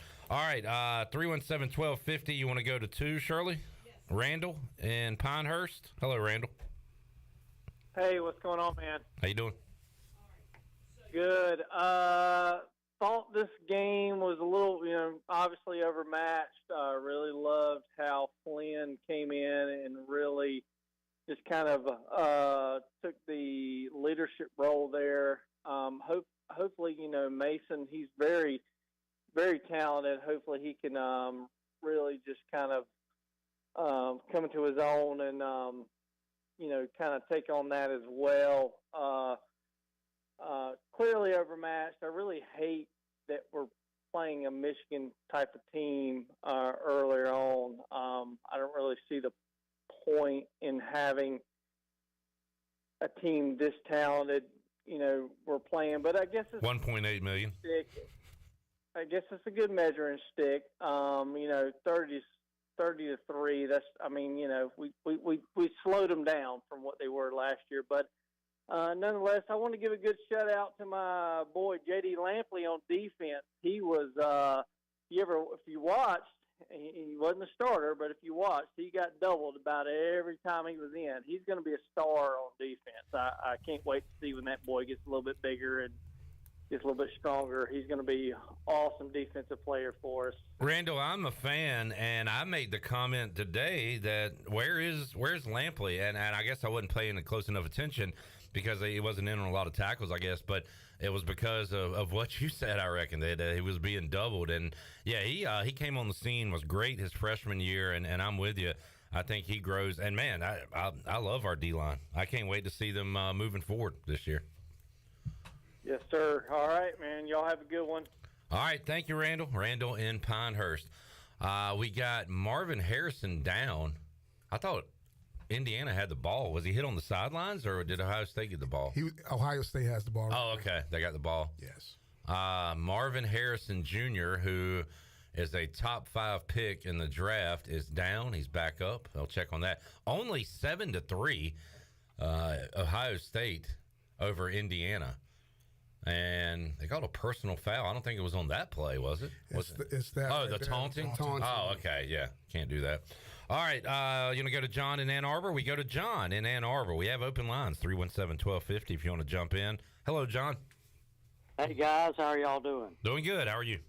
Doing well. Look, first of all, I'm going to give a shout-out to this experience here in Ann Arbor. We were a little apprehensive. We made arrangements and could not have been a better group of people to meet, meaning the Michigan fans, the downtown area, the restaurants, the stadium. You walk in there, and when that place gets packed, it is just something to see. And you know what? I've heard some people say that we were completely overmatched. This might sound crazy. There were some things that if they'd have gone our way, it wouldn't have been quite as one-sided. And I know Michigan pulled their starters midway the third quarter because, the quarterback certainly is the real deal and with the offensive line. But we sent a message, I think, to a lot of the fans that were around me, Michigan fans, and when we had them pinned down their first possession. And I think they believed they were just going to run the ball down our throats. And that run defense, like last year, that East Carolina's got is very stout. I'll tell you, you have to pick your poison. And we decided we were going to stuff the run. And by doing that, you brought the linebackers in who played great, but it left the underneath open, 20, 30 yards, as much as 20 to 30 yards downfield, but still. And one thing I was really impressed I thought that Flynn, Garcia, neither of them looked like they were in the headlights, deer in the headlights. They were, they were facing something that not many college players face, and I thought they handled it well, The made field goal, if we make the field goal toward the end of the first half, if they miss their 51-yard field goal, if we get a couple of those calls, we're closer than 30-3. But I'm not ashamed. The team did not give up. They kept fighting, and I didn't like the personal foul penalties that I saw late. But hopefully that can be corrected. But all in all, we're so happy, the group that we came up here with.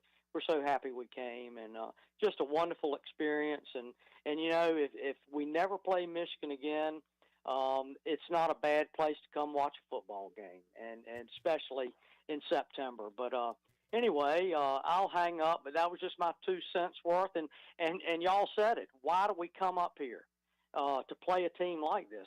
How do we make $1.8 million elsewhere? It's hard enough.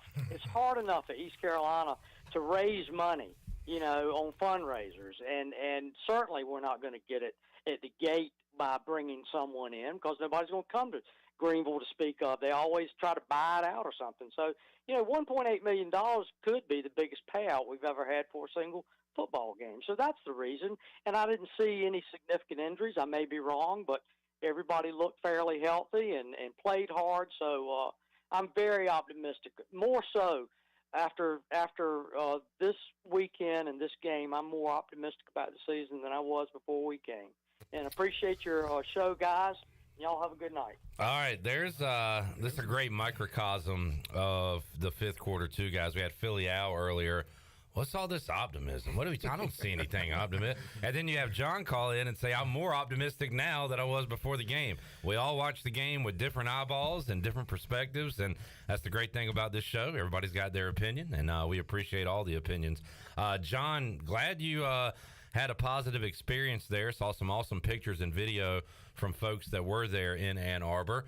And we're not going to have a game like this every year. We're not going to make a trip like this every year. John Gilbert said as much when he joined us the other day. Jason, you had an interesting comment earlier, I think off the air, where you said moving forward, if the split continues to divide and get bigger, teams like East Carolina might have more of an argument at the bargaining table to say, let's make it $2 million, let's make it 2.2 or 2.4, because I think your point was these teams are not just going to schedule all Power Fives because you want to have a good record and go to that playoff, right? Correct.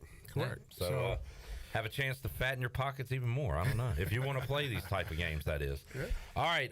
You want to take a break, Shirley, or you want to get Isaac? Isaac is up in Greenville next, 317-1250. We got open lines. Isaac, hello. Hey, Cliff, how's it going? Oh, I'm doing all right. How are you? Yeah, good. I would call this for us a win. We covered the spread, like I said earlier. Good teams win, great teams cover. Great cover by the Pirates, 1-0 against the spread this year, Isaac. Yeah, I know. I mean, I am looking. I'm not going to talk a lot about this game because I predicted this game to be 44-17. That was my prediction. We still cover the spread. They score a lot. We score some. But, I mean, other than that, I am looking very forward to Marshall. How about y'all?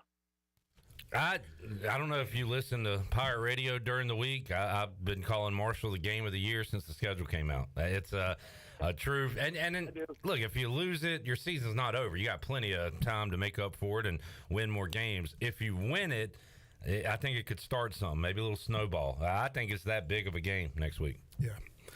Snowball, more like an avalanche. Yes, sir. That one, if we can win that one, we went on the road the next week at App. I mean, who knows where the season can go from there. Yes, sir. I'm with you, Isaac. Yeah. Well, I mean, next guy's about to be calling is my buddy Jarrett. I hope Chandler remembers me. Oh, yeah, also, Chandler, you remember me? Chandler, you remember Isaac? Come on. Isaac. Every Wednesday at AJ's. Oh, okay. Yes, I do remember you, Isaac. How you doing, buddy? Yeah. Good. All right, man. I told you to accept my call first time, but, I mean, it's getting through now. But anyways, loving the Pirates this year. I kind of see it like I have basketball the last couple of years. Just hoping for a fun season. That's what I'm hoping for, a fun season. I think we'll have that. I hope so anyway. Yeah, I think we will too. I think it's going to be very exciting. Overall, I think we're going to have some good offensive play down the road, starting next game, I believe. And if our defense, look, defense is what gets folks into a game. Like, because you get loud on defense. Right. When you're on offense, you got to be quiet. Correct. If you got defense flying around, that gets dowdy, a little rowdy. And, yes. It'll be fun in there. I tell you this. It doesn't take much. It also doesn't take much to get dowdy, rowdy. Yes, sir. Yeah. We're gonna have a good time. I mean, I think moving forward, the people that we're gonna play against won't be as talented as the team we just saw, and you'll see. We'll start making more plays. Some of those plays that were just a 5-yard gain versus Michigan might turn into a 10 to 15-yard gain versus other guys. I agree. Anything else, Isaac? 2 things. 2 things. All right. And 2 things, too. This is number 1. Defense is going to be like it has been for the past, 2-3 years. It's going to be our power game. Defense is it. So in state last year, we did the same thing on the goal line as we did today. Pushed them back. Think it should have been safety. That second play. Well, not second play. The second play of the game. Yeah. It was close, but he got out. Yeah, it was forward progress. I get that, but I would have loved to have the call. Anyways, but also Pirate Brew or the Pirate Beer. Y'all know what I'm talking about? I know what you're talking about. Yeah. Yep. Found that today. It's really good. So, or if anybody knows what the Hurricane Brew, the Storm Brew, tastes just like that. It's really good and good for pirate tailgates. All right. Thank you, Isaac. Appreciate that, Isaac. Got a beer recommendation for us here on the fifth quarter. On the brew skis. Okay. All right. There's Isaac. We got open lines, 317-1250 if you want to jump in. We got more Wings Over Greenville in the back. If you're thinking about what to eat tonight while you watch some great football, Wings Over Greenville will deliver right to your door. We got more on the way. U.S. Cellular fifth quarter call-in show. Back with you after this.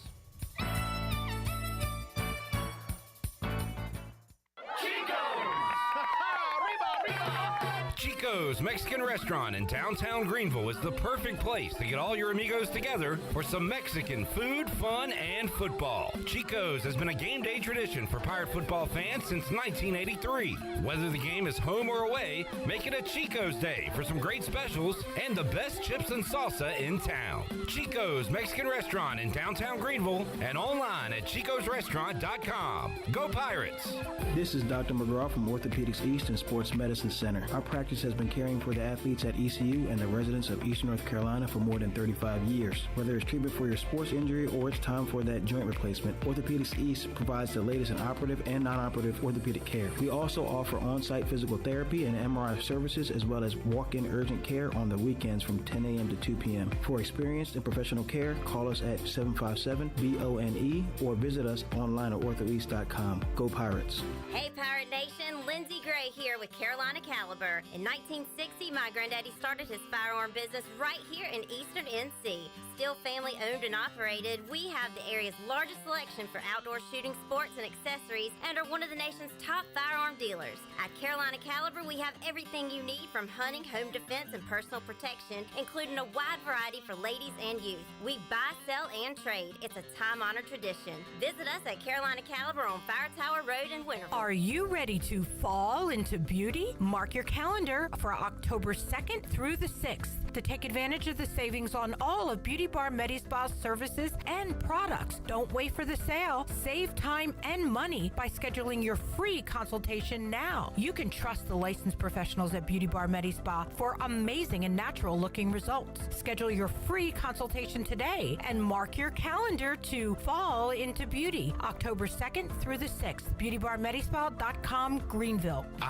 It's that time of year again. Football is back and the pads are popping. And off the field, it's the popcorn at Wally's 2 Kettle Corn that's popping. Whether it's a movie night or watching the big game with your team, Wally's 2 has you covered like ECU's defensive backs. They have over 50 flavors to choose from, including classics like cheddar, caramel, or my favorite, better butter, or specialty flavors such as Chicago Style, Wintergreen Mix, and MJ's Cheesecake. Check them out on Facebook or stop by and see Wally today on Fire Tower Road across from Sam Jones Barbecue. Wally's 2 Kettle Corn. Make it a poppin' day. Here at Brown & Wood with Jeff Stein. Jeff, I've noticed a lot of great GMC pickup trucks on the lot. Yes, sir. We have 2500s and 1500s in stock and the all-new 3.0 Duramax diesel.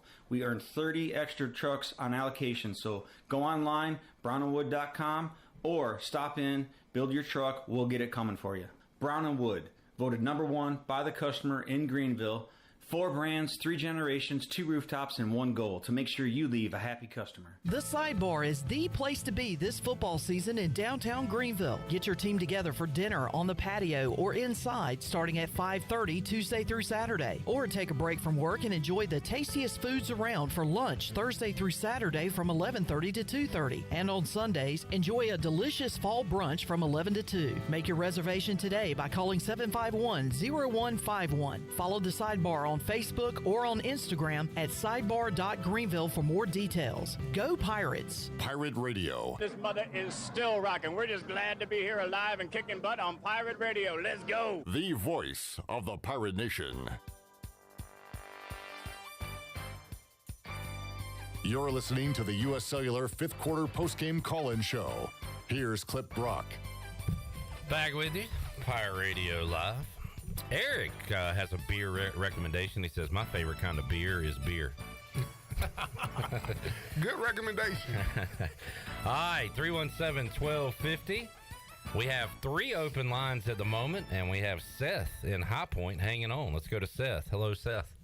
Hey, how's it going, gentlemen? First off, I want to say thanks for the call. I have to say, shout out to the Pirates. You know, we did cover the spread. I really, I'd have to say I like seeing for him today. Garcia, tough defense to play against, couple bad calls here and there, but overall, I think Pirates have some great potential going into this season. I think we've all kind of reiterated that throughout the show, that we saw some things that we are excited about moving forward with this team. What else you got, Seth? You know, honestly, I think, you know, the run game was definitely tough going against one of the better defenses, obviously, on the offensive side. Next thing, you know, I mean, we got to handle business. We got to go into Marshall with a headstrong game. We got to take care of business. Last time we played Marshall, it was a classic. It looked like a Pirate loss until it wasn't. A major comeback a couple years ago in Marshall, so they'll have revenge on the minds coming in.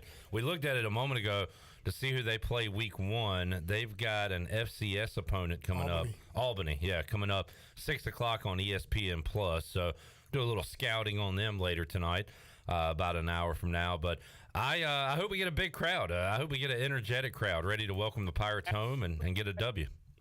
Always fun playing Marshall. Looking forward to it. Thank you, gentlemen. All right, Seth. Thank you, man. Seth in High Point calling in today on the U.S. Cellular 5th quarter call-in show. We'll keep the calls rolling, 317-1250. Let's go to Chad in Charlotte. Hello, Chad.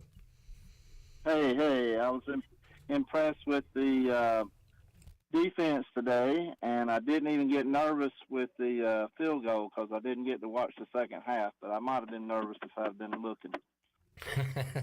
I admit, Chandler and I gave kind of a half-hearted high five. It was good to get on the board. Missed the one. How long? Do y'all remember how long the one was in the first half? 51, 52. Yeah, it was a deep one. Missed that one, but did hit the one at the end. So we got 1 out of 2. Yep. Well, I watched as much as I could, but it was. I thought we did good on defense, so that's positive. Yes, sir. All right. Thank you. All right, Chad. Appreciate you calling in. 317-1250. First time tonight we have had open lines, so we have been running through the calls since we kicked this thing off. Make sure that you visit one of Brandon Tate's U.S. Cellular locations and experience the highest standard of customer service next to Little Caesars on Charles Boulevard in Greenville, in front of Lowe's Home Improvement on Memorial Drive in Greenville, next to Walmart on 10th Street in Greenville, and the U.S. Cellular store in the Greenville Mall behind the Chick-fil-A. We've got a moment to run over some stats on the UBE stat sheet. First of all, Kevin Monroe texted about the game B. Pace brought up. Tennessee 21-7. He said, we scored first. Mark C. to Mike Sellers, 1995. 1995. I think that was Mike Sellers' first touchdown pass of being a Pirate. Yeah, I let him in the game. I should have had that touchdown pass. Mark C. versus Peyton Manning. Yeah. Did y'all know at the time? Like, was there a lot of fanfare about Peyton Manning at that time? Like, did you know? Yeah. Yeah, there was. He had a name. There was. Yep. You walked in that stadium and looked in the stands. There were a lot of 16 jerseys, and Rocky Top they were going, man, for sure. Good old Rocky Top. Looking at the UBE stat sheet, quarterback numbers on the day. Not a lot of yards from the passing game. Mason Garcia, 11 of 18, 80 yards, interception. Alex Flynn, 6 of 11, 52 yards. Remember before the game on the pregame, we heard somebody had said Mason Garcia will be the team's leading rusher. That turned out to be true. Wow. With 36 yards today. Tough going for Rajay. Had a long of 16, finished 5 carries, 22 yards. Marlon Gunn, 5 carries, 16 yards. Javius Bond, 4 carries, 16 yards. Flynn had 14 yards rushing as well. Leading receiver, yards-wise, was Javius Bond. 3 catches, 31 yards. Jalen Johnson, 3 for 30. Pirates left some plays out there on the field. I agree with the previous caller. Jari, I think will be pretty good. He'll want that one back today. Yeah. When Alex Flynn threw him, dropped it right in the bucket, dropped that one. Jalen had a chance. We thought he caught a ball on the sidelines, the one they reviewed and called incomplete. And there were some other plays that receivers could have made, and you just hope that gets cleaned up. You use the cliche, Jason, most improvement from week 1 to week 2. That's not just a cliche. You believe that to be true? Oh, yeah. Yeah, I mean, because it's like everything. You know, you're watching this game here, and you got everybody shocked Ohio State and Indiana. That's what it is. But until you get out there and start playing, you never know. So it's a lot of improvement to be done between week 1 and week 2. And that's when most ball clubs are going to see a big jump in production and just getting that first game jitters out of the way. All right, 317-1250. We have open lines. So if you want to jump in about something, you can do so right now. We'll take a timeout, come back. More U.S. Cellular 5th quarter call-in show. Marcus Crandall, Jason Nichols here, back with you after this.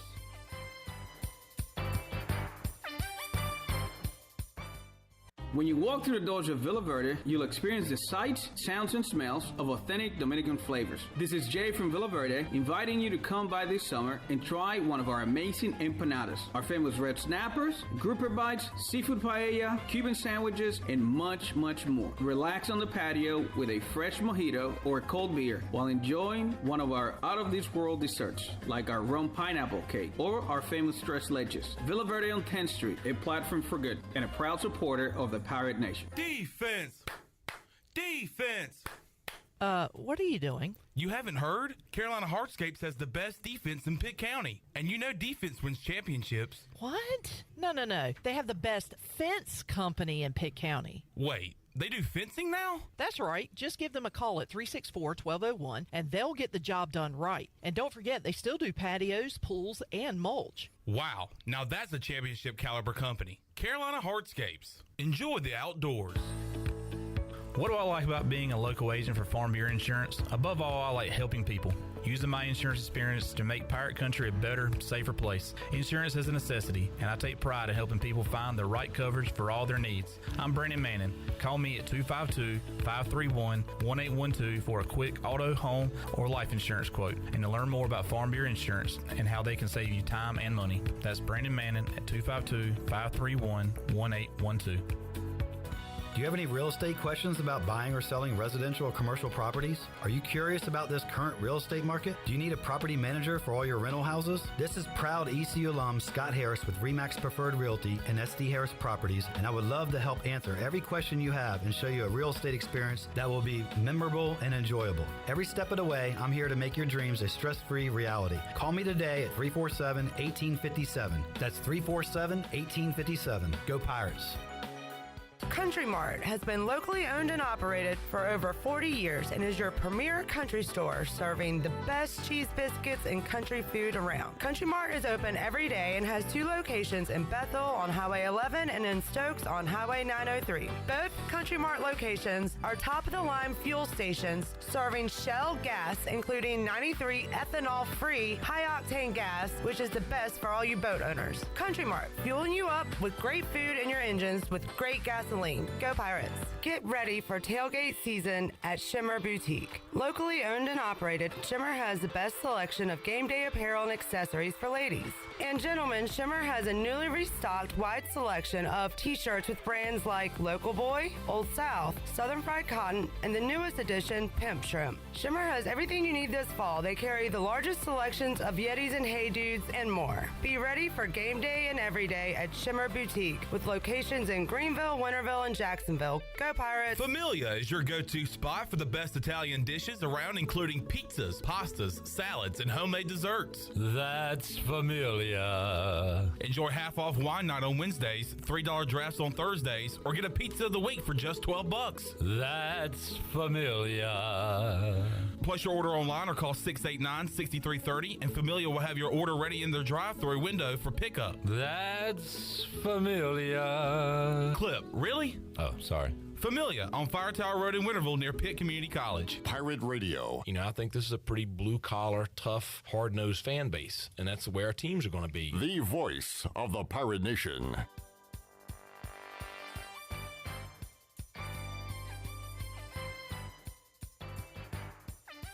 You're listening to the U.S. Cellular 5th Quarter Postgame Call-In Show.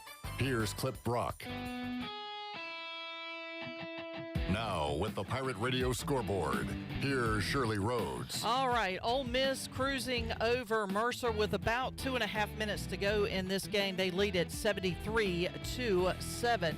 Oregon beating up on Portland State 64-7 in the third quarter. It is Washington 28, Boise State 9 in the second quarter. Wisconsin holding on to a 14-10 lead over Buffalo, and they are getting ready to go into halftime. App State has a 14-10 lead over Gardner-Webb. Ohio State holding on to a 10-3 lead over Indiana at the half.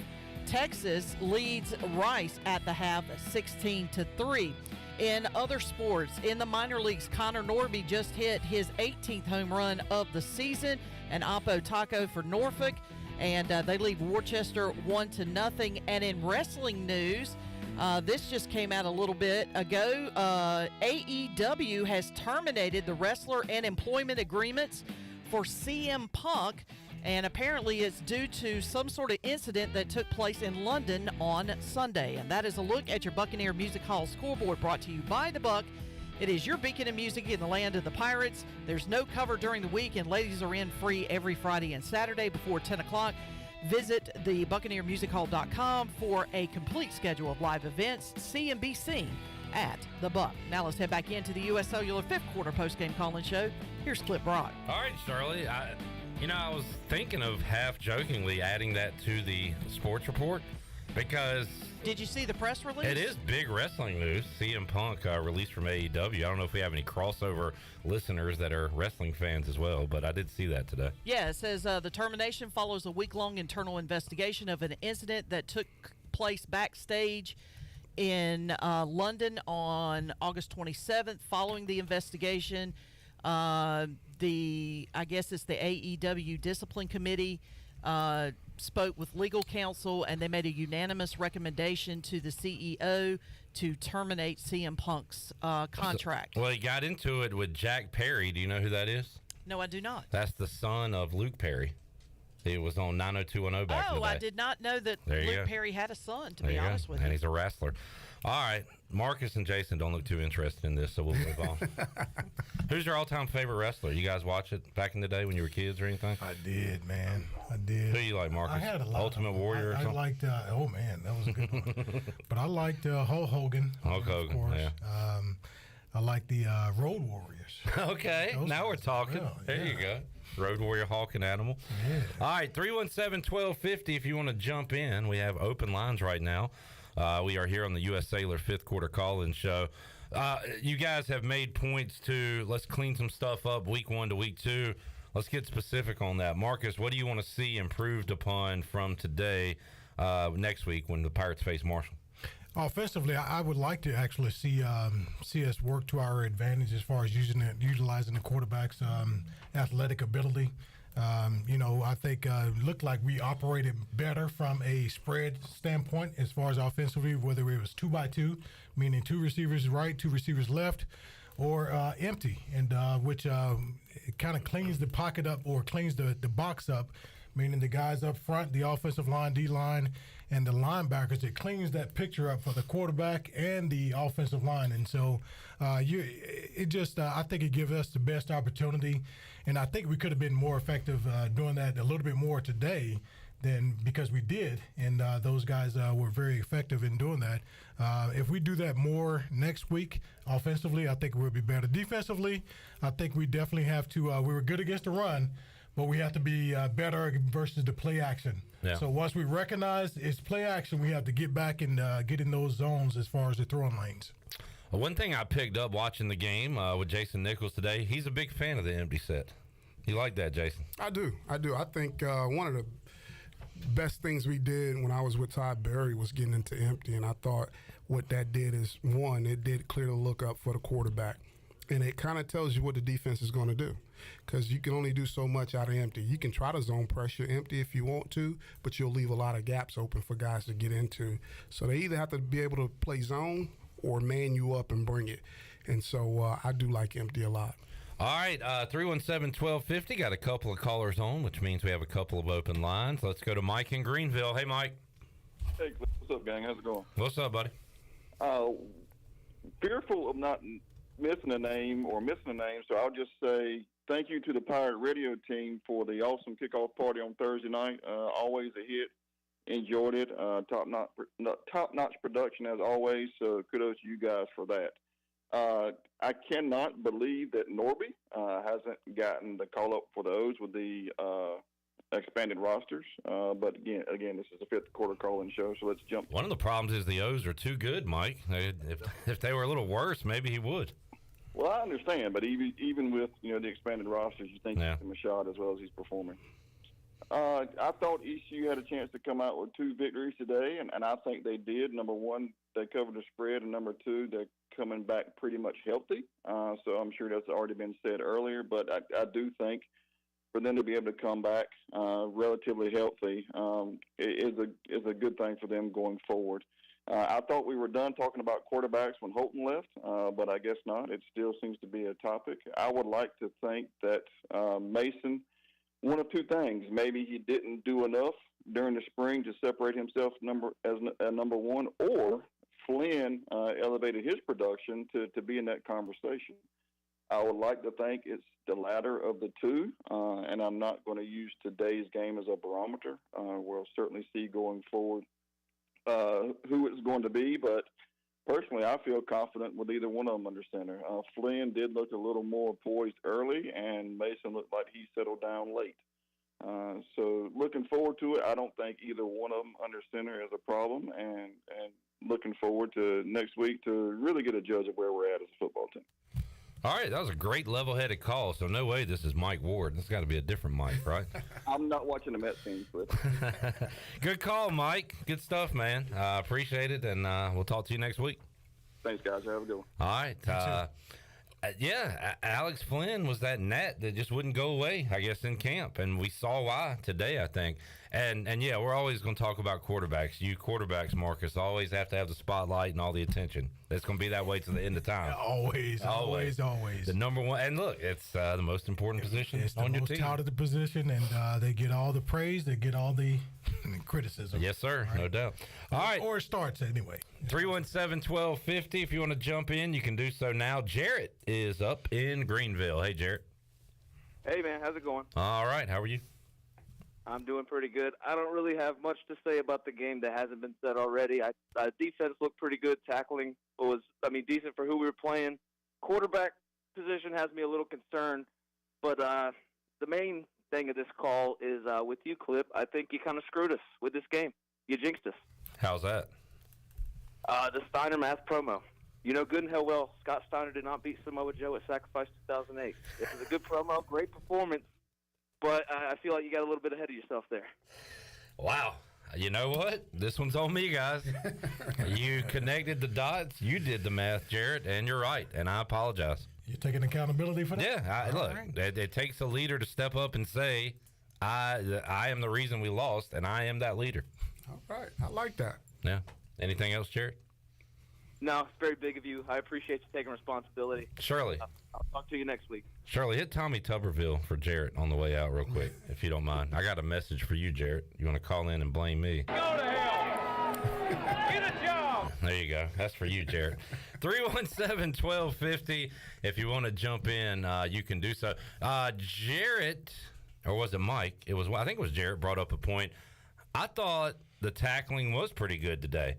They broke a few, of course, but we made a lot of open field tackles. For week one, I was impressed by that. Yeah, that's a good sign, because those guys are really good ball carriers. So, I don't know if you'll tackle anybody the rest of the year that'll be on those guys' caliber. So that was good sign for the defense moving forward. No doubt. All right, 317-1250. If you want to jump in, we'll take a timeout, come back. We'll have our Brown and Wood drive of the game. Won't be difficult to pick one today. Hopefully we score a lot next week and we can have a long discussion about it, but I think we got our narrowed down today. We'll do that and take more of your calls. 317-1250. Back with you on the U.S. Cellular 5th Quarter call-in show after this.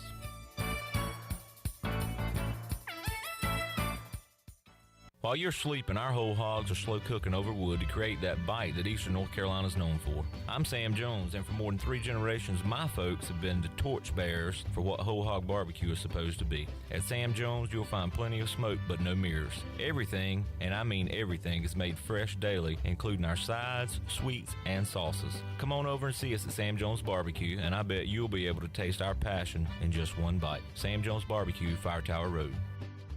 Nothing freshens up a space like a new coat of paint. And no one east of Raleigh makes painting easier than CertaPro. Residential or commercial, inside and outside, CertaPro is your dependable painting experts. CertaPro's concern is about getting your painting done right and making sure you're satisfied. Whether you have a large or small job, professional quality is what you will get. Let us come to your home or business and give you a free quote. CertaPro takes all the worry away from your painting project.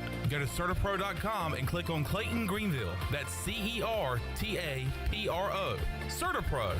This is Talbot Green with Integrity Home Mortgage. Are you ready and pre-approved if the home you want to purchase comes for sale today? This is a very important step when trying to purchase a home in the current market. Integrity Home Mortgage offers a wide variety of loan programs. Our team of Talbot Green, Braxton Green, and Joanne Weir has over 50 years of experience and is committed to providing you with the superior customer service you deserve. To get started, call me, Braxton Green, at 526-8260. Braxton Green, NMLS 222-3878. For informational purposes only, Integrity Home Mortgage Corporation is an equal housing lender, NMLS 208-516. Coco's Sports Bar and Restaurant, located in the Old Professor O'Cool's location, has daily lunch specials from 11 to 5, including their famous $1 wing special Monday through Wednesday all day long. Coco's has entertainment every Tuesday with country western night and karaoke on Thursday starting at 8. Take advantage of their weekly fresh fruit margarita specials and be sure to try the best Philly ribeye steak rolls in town while you're at it. Coco's Sports Bar and Restaurant, Greenville's Diamond in the Rough. Check them out on Facebook for more information. Go Pirates! Ahoy there, mateys! It's Captain Jack Spare of R&R Tire Express, your local tire and wheel shop in Greenville, offering affordable, easy payment options for easy ownership, savvy? Our customers love our treasure of tires and wheels, easy payment options, and customer care package, too. To learn more about R&R, stop by 3920 US 264 or rnrtires.com. For years, Callie Ann Phelps has been singing about Phelps Chevrolet. Phelps Chevrolet is the one for you. Low, low prices, service too. See the big dealer right away. Carolina's finest, Phelps Chevrolet. And you'll agree with what Skylar Phelps has to say. Nobody beats Phelps Chevrolet's prices. Nobody. The name you can depend on. Phelps Chevrolet. Get you one. The Rick House is Eastern North Carolina's premier restaurant and bourbon authority. Jefferson's, Basil Hayden, Woodford Reserve, and a Midwinter Night's Dram are just a few of the incredible bourbon options. The Rick House features the very best steaks and fresh, made-from-scratch pastas. The Rick House can host your corporate event or special parties in the 3,000-square-foot banquet hall. Join the Rick House for Sunday brunch from 10 a.m. to 2 p.m. and for the wine tastings on the last Friday of every month. The Rick House. Pirate Radio. Pirate Radio. Pirate Radio. You're listening to the U.S. Cellular fifth quarter postgame call-in show. Here's Clip Brock. Back with you, 317-1250 the number. We got some open lines. Second half underway for Indiana and Ohio State, with the Buckeyes up 10-3 on the Buccaneer Music Hall scoreboard, presented by Da Buck. Da Buck. All right, 317-1250, 3 open lines.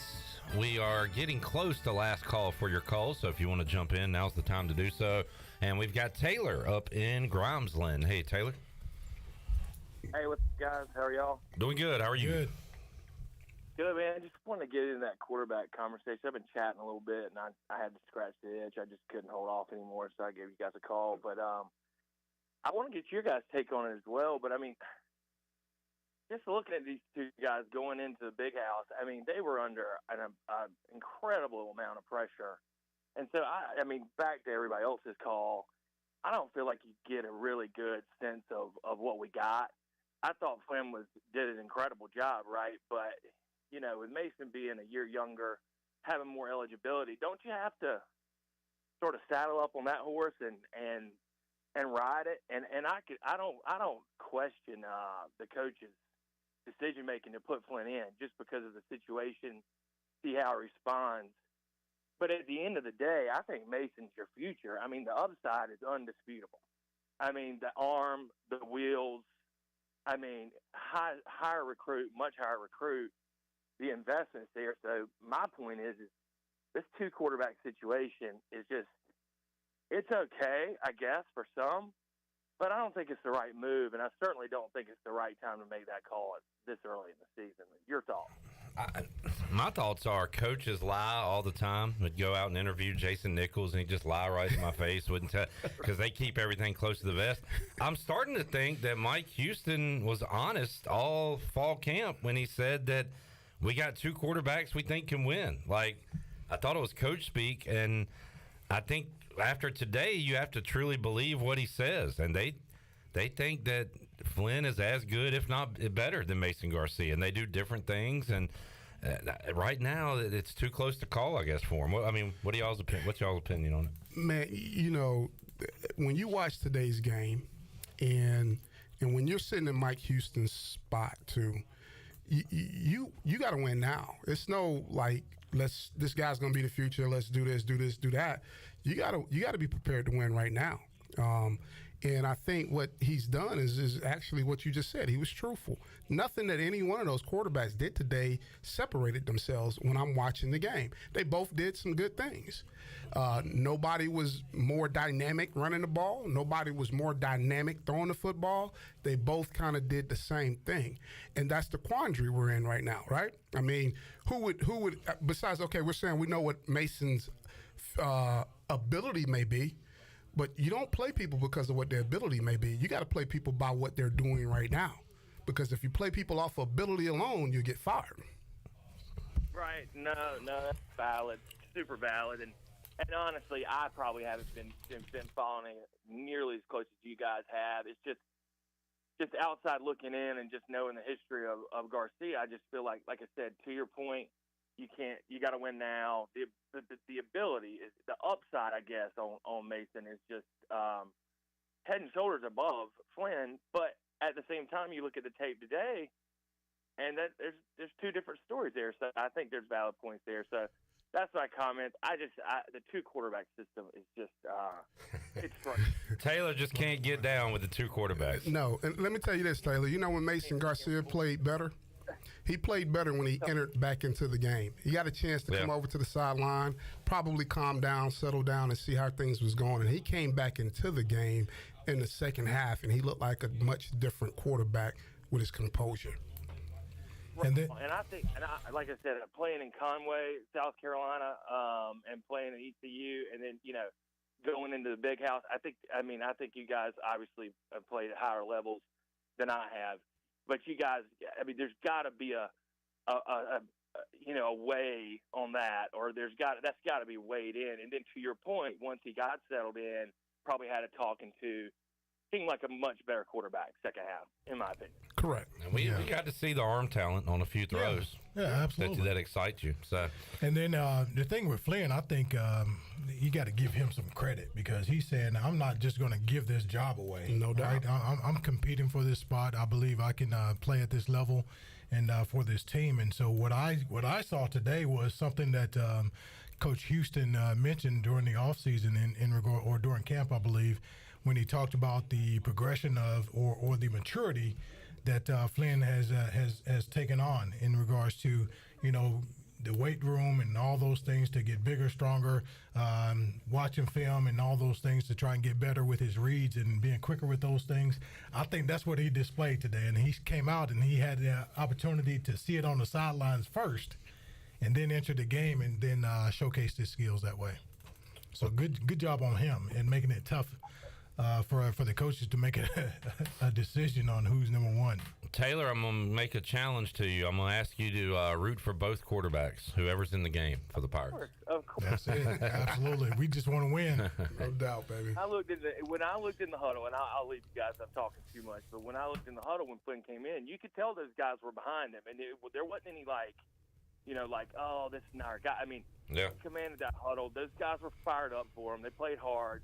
So, hey, I guess, maybe two quarterbacks is better than just having one because if somebody gets hurt, obviously we got a pretty good second man. So, anyway, guys, great talking to you. Great show. Appreciate the time, and go Pirates. Thank you, Taylor. Call in next week. I'm going to say we got the best backup quarterback in the league. Whoever our backup is, probably better than the other team's backup. So there's a positive for you. It is. It really is. All right. Tell you what, we'll have our Brown and Wood drive the game when we return. Last call for your calls. Look, I enjoy talking to y'all and hanging out with you, but I got to get the hell up out of here. Been here at Shirley. We've been rolling in before 8 o'clock. So it's about time to get on out of here. But we'll take more of your calls if you call in, 317-1250. Back with you on the U.S. Sailor 5th Quarter Call-In Show after this.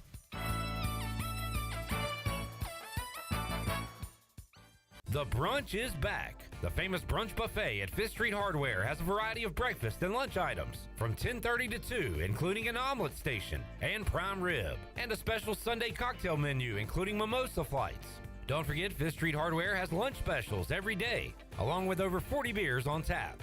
Trivia Wednesday, live music every Thursday night, and a late-night menu through the weekend.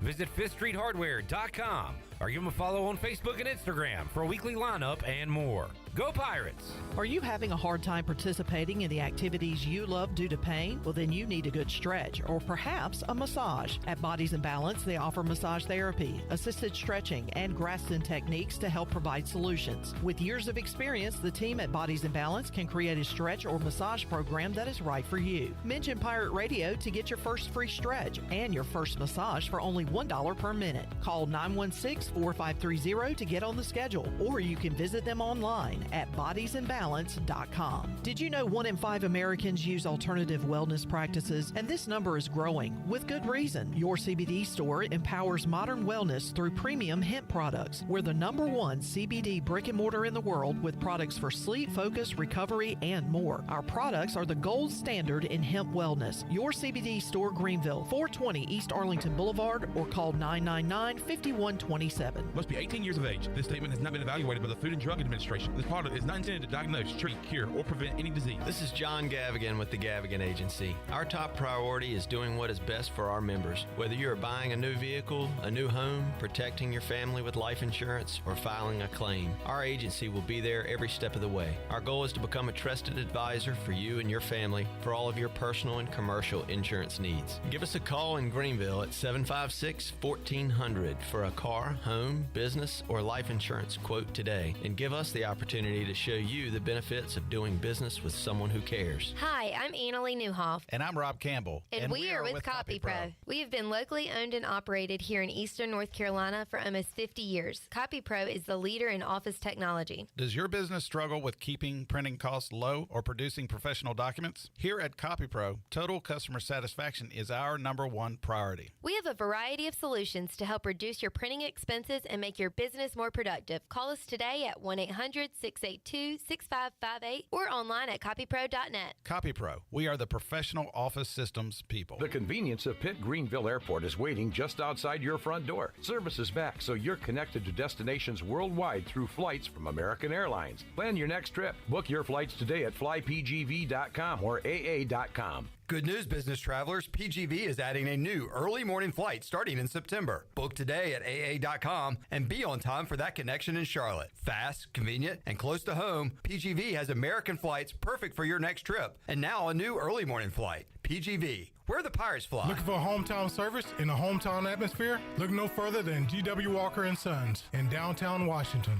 Randy and Carolyn Walker will work with you to make your home renovations come to life.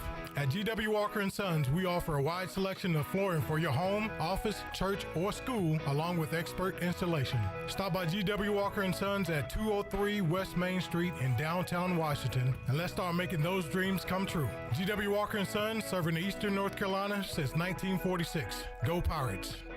Jimmy John's has great taste wrapped up. All your favorite Jimmy John's sandwiches are now available as a wrap. Enjoy all natural meats, cheeses, and hand-sliced veggies, bundled into a convenient grab-and-go wrap that's made when you order it. Top it off with sensational sides, including new home-style potato salad and bow tie pasta salad. Grab your taste buds around Jimmy John's new wraps. And don't forget their loyalty app with a free sandwich after your first visit. Jimmy John's in Greenville and Wilson, and online at jimmyjohns.com. This is Josh Gross, and you're listening to Pirate Radio, the voice of the Pirate Nation.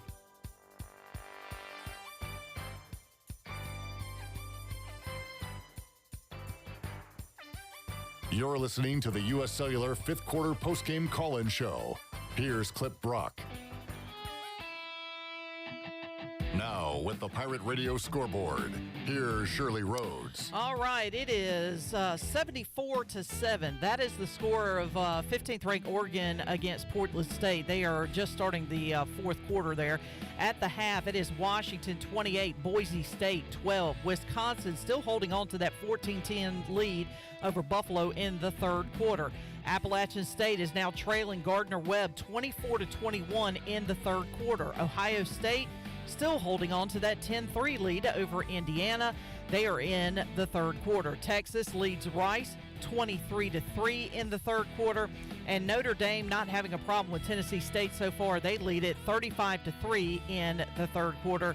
And Auburn leads UMass 45-7 in the third quarter. And that is a look at your Buccaneer Music Hall scoreboard, brought to you by The Buck. It is your beacon of music in the land of the Pirates and Eastern North Carolina, with live music 7 days a week. There's no cover during the week, and ladies are in free every Friday and Saturday before 10 o'clock.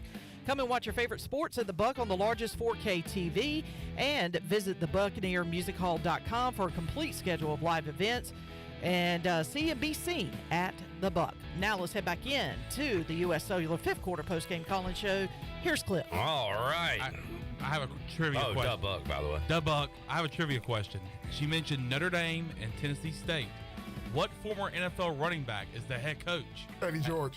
Eddie George. Oh, good. That boy, Jaden. Hey, you need to come out to AJ's Wednesday night, play some sports trivia. He was on that quick. He was a good one. Eddie George. All right, we got a couple of calls. We'll get to our Brown and Wood drive of the game coming up in a moment. Chandler, you're young and foolish and happy. Do you have enough energy to make it to the Buck tonight, or are you going home after the fifth quarter? I might go home to rest, but These Celsius are helping me out. He's all jacked up on Celsius. These Celsius, I'm actually shaking holding it right now. I thought I was playing. That makes you feel I need to go. I need to go outside. Earlier, Jason had his first one, and his eyes like popped. He was like, I love when I you. think I like this. I like when you. I'm a believer. When you asked Jason earlier, you said, "How is it?" He said, "It feels good." When it hits your lips. Yes. By the way, non-alcoholic, folks. Just not an energy drink. No sugar. But yeah, it's good stuff. Wow. All right, JR, hang on. Let's go to Marcia in Davidson County. Hey, Marcia. No, it's Davidson, North Carolina. Marcia in Davidson, North Carolina. Hello, Marcia. Listen, I drank a half of a Celsius before lunch one day, and I literally could not go to sleep. That's what I'm worried about. It works. I'm just excited. Who would have thought we would be in Michigan? I've been a Pirate a long time, and I just feel like that our guys are ready for the challenge. My daughter and I had the privilege of being at the ladies' clinic last year with Mason Garcia, and he is a superb guy. But this Flynn is going to give him a run for his money, I feel like. I felt like today our defense did tremendous. So that's all I got to say. All right. Thank you, Marcia. I've heard the same about Mason. I've interviewed Alex here, both very nice, respectable young men, and I'm rooting for them both and hope that I was saying off the air about this quarterback thing, too. It's not like they both played bad, and that's why Mike Houston took out Mason Garcia, and that's why he took out Flynn and put him back in. He wanted to see what both of them had, and both of them look good at times. Both of them have things to work on. But I'm excited moving forward with these guys. That was the plan going into the game, and he stuck to the plan. Yeah. He did what he said he was going to do. As a fan, some people like it, some people don't. But that's what they were faced, or that's what they are faced with.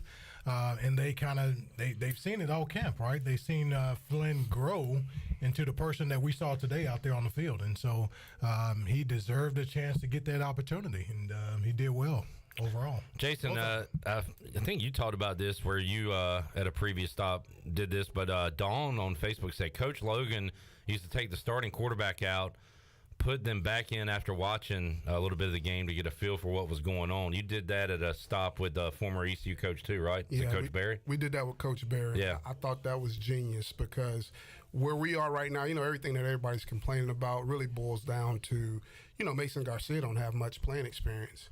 And I thought when we did that with Todd Berry, it gave our backup quarterback an opportunity to go into the game and actually play one series. And it gave him valuable experience throughout the season. And it prepared you in case you lose your quarterback. Your backup now has an opportunity to go out there and operate because he's been playing in the football game. All right, 317-1250. JR might be closing us up. JR is in Aden. Hello, JR. Hey, how you doing? Good. How are you? Look, am I on now? You are on and live. We hear you. Okay, well, look, I'm old time. I'm 75. I just celebrated my birthday last week. Happy birthday, JR. To you. Thank you. Look, to all these young whippersnappers that been calling in and complaining, they don't remember the history of East Carolina football and how we got where we were. Back in the 80s, we had Pat Dye. We would play anybody, anywhere on that field. And we never got the calls. We played all the ACC teams. We played Miami, Florida State. We played the teams that was in the top 20 programs to get where we are today. And I much rather lose to a Michigan than beat a Division I AA school. So I feel that the program is heading the right direction. The only thing, when you get old, you hate changes. And I hate the way football is headed because all these schools join the ACC from where on the West Coast don't make no sense at all. But in order to compete, you got to play the best. And the other thing I want to add to you, in the past, the way we had it, you would play the junior quarterback over the sophomore, and he would wait for his turn. But them days are gone. If Garcia if we don't play him, somebody's going to get him. Somebody's going to recruit him before he ever gets to play a junior, senior year at East Carolina. So you got to keep stuff like that in mind. If he's performed better in high school and rated higher in the rating when he come out of high school, then you got to go with him first, unless he get hurt. Not knocking the junior, because he's done a good job, and we can use him. We can use him when the situation arises. But right now, I would go with the best quarterback with the best arm, and that seems to be Garcia.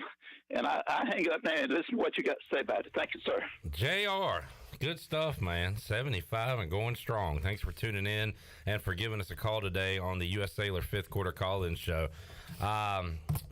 Hey, look, I'm not quite as old as you, and I don't like these changes either. I'll just throw that out there about the way college football, college athletics are. As far as the quarterbacks go, I guess he's saying you got to go with Garcia now. Is that his point? Yeah, I think he's basing off, as he mentioned, he said that Garcia was a great quarterback in high school, and you see what he can do as far as his arm strength and his mobility and all those things. And I think what he's saying is that coming into, he's been there and been behind Holton, and so he deserves that opportunity to go and take the reins first and go from there and let Alex sit back and wait. I asked Alex Flynn, it's an uncomfortable question, and I asked him when he was sitting right there in that chair, Marcus, why didn't you transfer? Like, it's so easy to do that these days. Yeah. And I asked that from the perspective of you had to wait behind Holton and Mason Garcia, and you're likely going to be waiting behind Garcia this year. But he talked about, loyalty. He talked about his teammates. And also, he thought he was going to play some football for ECU this year. I mean, that's why he's here. Mm-hmm. And he believed in himself. Apparently, the coaches believe in him as well, just like they do Mason. So, the question of who is our quarterback goes on another week and might go on all season, because we might have two at this point. It's that's the way it looks right now anyway. It really does, and again, congrats to Alex in regards to that, and not transferring, and standing up and wanting to compete for the opportunity, and again, like I think what he did out there today kind of showed what he has done over the off season as far as getting ready and preparing for today. All right, 317-1250. Bart wants to get in before we get out of here. He is in Union County. Hello, Bart. Hey, what's up, guys? What's up? I was just piggyback off what we just said. Yeah, I'm going to say this, and then I'll listen to your comments off the air. Don't allow Garcia to become the next Gardner Minshew. Meaning get away and go be a star somewhere else? Exactly, yeah. Okay.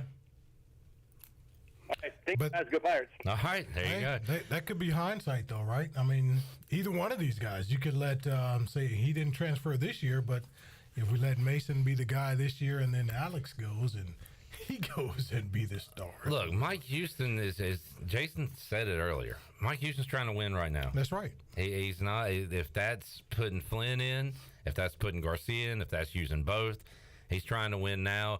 You have to balance feelings to some degree as a coach. Am I right, Jason? Am I right, Marcus? You got to know how to handle each individual and make tough calls in situations. But at the end of the day, you're going to play the guy that's going to give you that W, because Mike Houston, to be honest, his goal is probably not to coach at East Carolina forever. It's probably to go on to somewhere else. How does he do that? Win ball games, win championships. That's what he's trying to do here. Yeah. I mean, that's it. That's it in a nutshell. He's going to play the best guys that he think can get the job done. And you got to the top guy will rise to the top, as they say. And, it's a good battle. We got Randolph checking in from Studio B. He says, I thought special teams looked good today. The punt, I guess that was the plan. Hey, let's kick a line drive and let it bounce and get that punter's roll. I love talking special teams. Chandler's here. Now he's back on. I love the special teams talk now. He's Chandler up over there too. Hey, I was starting to worry about the Celsius a little bit. Give us the new blue post-game report. How did special teams go today, Chandler? Man, I mean, I remember that first punt. As soon as it left the toe of Archer Trafford, I thought to myself, oh no, because I mean, I hate to bring up a former Pirate, but you remember Matt Dodge had a line drive punt to Deshaun Jackson, ended up they ended up paying the lost price. His career in the NFL. Yeah. So I was like, all right, they have good returners. Let's not do that. But they were line drives, but as soon as it hit the turf, it was making good. I mean, it was just hitting the turf at the right moment. And that first one pinned them back into at the 4 yard line. Yes. Defense got to stand there. There was a couple times where there was a line drive, and the ball ended up rolling. And we talked about field position in the pregame and actually all week long with different guys on Pirate Radio Live. But and another thing too, I guess in the return game, maybe on some punts and stuff like that. We talked about tackling a while ago. I felt like open field tackling was great on the return game. So, and it was obviously great to get the kick to go and have your kicker have some confidence going into next week's game. So, when it comes to special teams, especially that punt team, it was great to see them kind of flip the field there and try to pin them back.